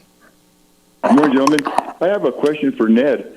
I think he's a diamond in the raw. Every time I listen to both you guys talk and the knowledge he has about football and with his accolades that he has behind him, why isn't he our OC over here? Hey, yeah, Ned. I'm just happy that JJ lets me on this show. Being the OC, boy, that's too much responsibility. I get to be right every single day when I'm on this show with you guys, JJ. So the pressures of offense. No, I get an opportunity to go and work on campus with students, both students and student athletes. I enjoy that.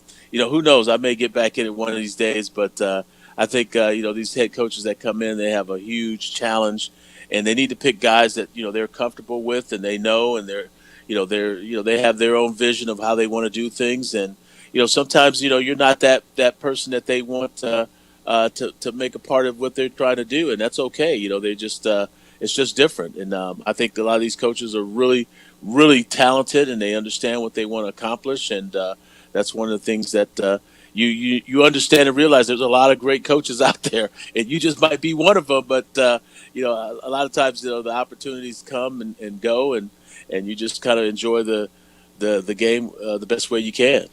Oh, Ralph, you made Ned's day. Giving him a vote for Thanks, offensive Ralph. coordinator for the Lobos. Much appreciated.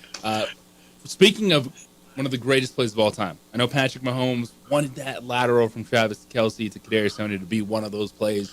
Yeah. Well, it's not going to be. What we did see was the Music City Miracle. You remember that? Oh, man. Wonderful, wonderful play, and just fond memories. The late Frank Wycheck, who passed away this weekend, I was really sad. Just really, kind of caught me off guard because I knew Frank had struggled a little bit after football was over with. He played 11 seasons, but probably one of the greatest guys to have on a team. You always have your high-strung guys, and then you have your guys that don't say anything. Frank was the guy that's in the middle. He never wavered in his humility and his support of all of his teammates. And I could just tell one story. I just always remember we're playing the New York Jets on Monday Night Football in New York, and it's in December. It's late. And it's one of those games where McNair may or may not play. He was banged up, but he and Frank just had this special relationship.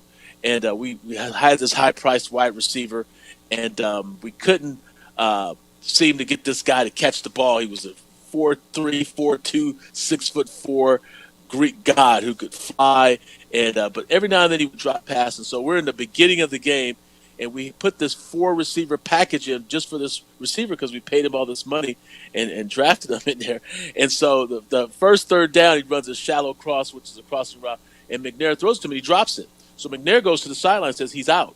And the offensive coordinator is like, "What are you talking about? He's out." He's like, I don't want him in the game anymore." He says, "Well, Frankie is banged up. Frankie, was suffering from concussions and didn't really, we didn't know if we were going to play him. He was kind of a emergency guy because we had Aaron Kenny, who we had on the show, JJ, and but Frankie was the kind of the possession guy, and McNair says, I don't care. He says, I'll put Frank in and I'll tell Frank what to do.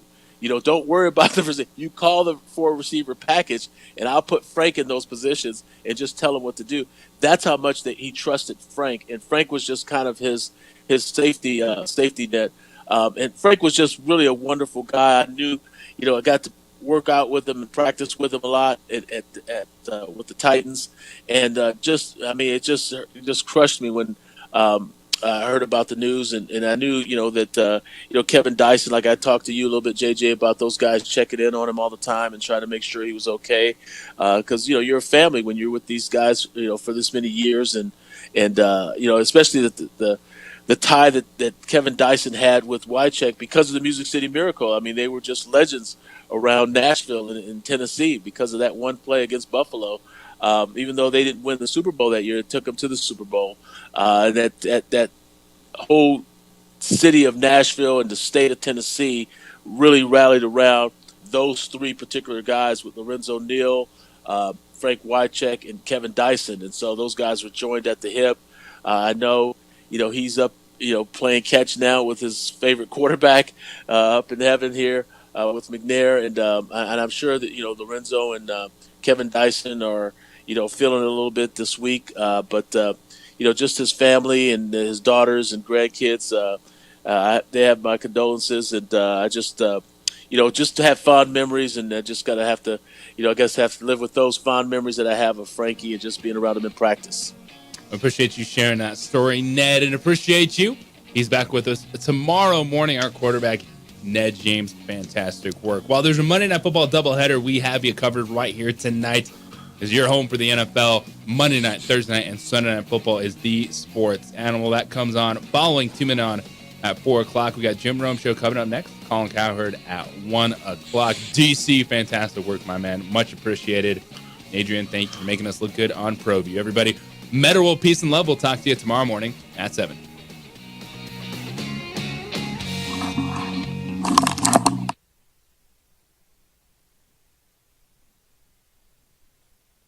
We would like to thank the following sponsors for making this broadcast possible. Young driver, this one. Hard to get her out. She'd been drinking. This one. Both of them gone. They'd been drinking, and he drove clear off the road. This was my family. Drunk driver hit us. And my wife and our daughter, they didn't make it.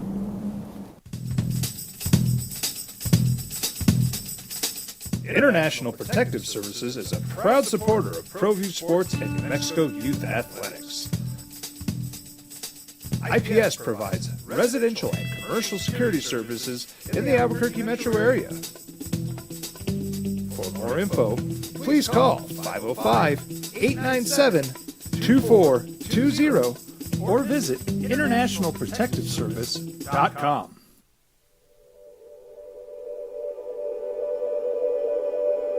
We aren't all born with the same opportunities. But it's the people who care that change everything. Get ready, Spell, get ready! My coach, my teacher, my older sisters, my grandma, my brother, my tutor, my dad, and my mom. As Mexicans, it's up to all of us to do our part. So that no child goes without love. And no family has to do it all on their own. They're all our children. Every single person is called to make a difference in the life of a child. It's up to all of us to do our part. To pull together. Pull together. Pull together. To make New Mexico the best place to be a kid.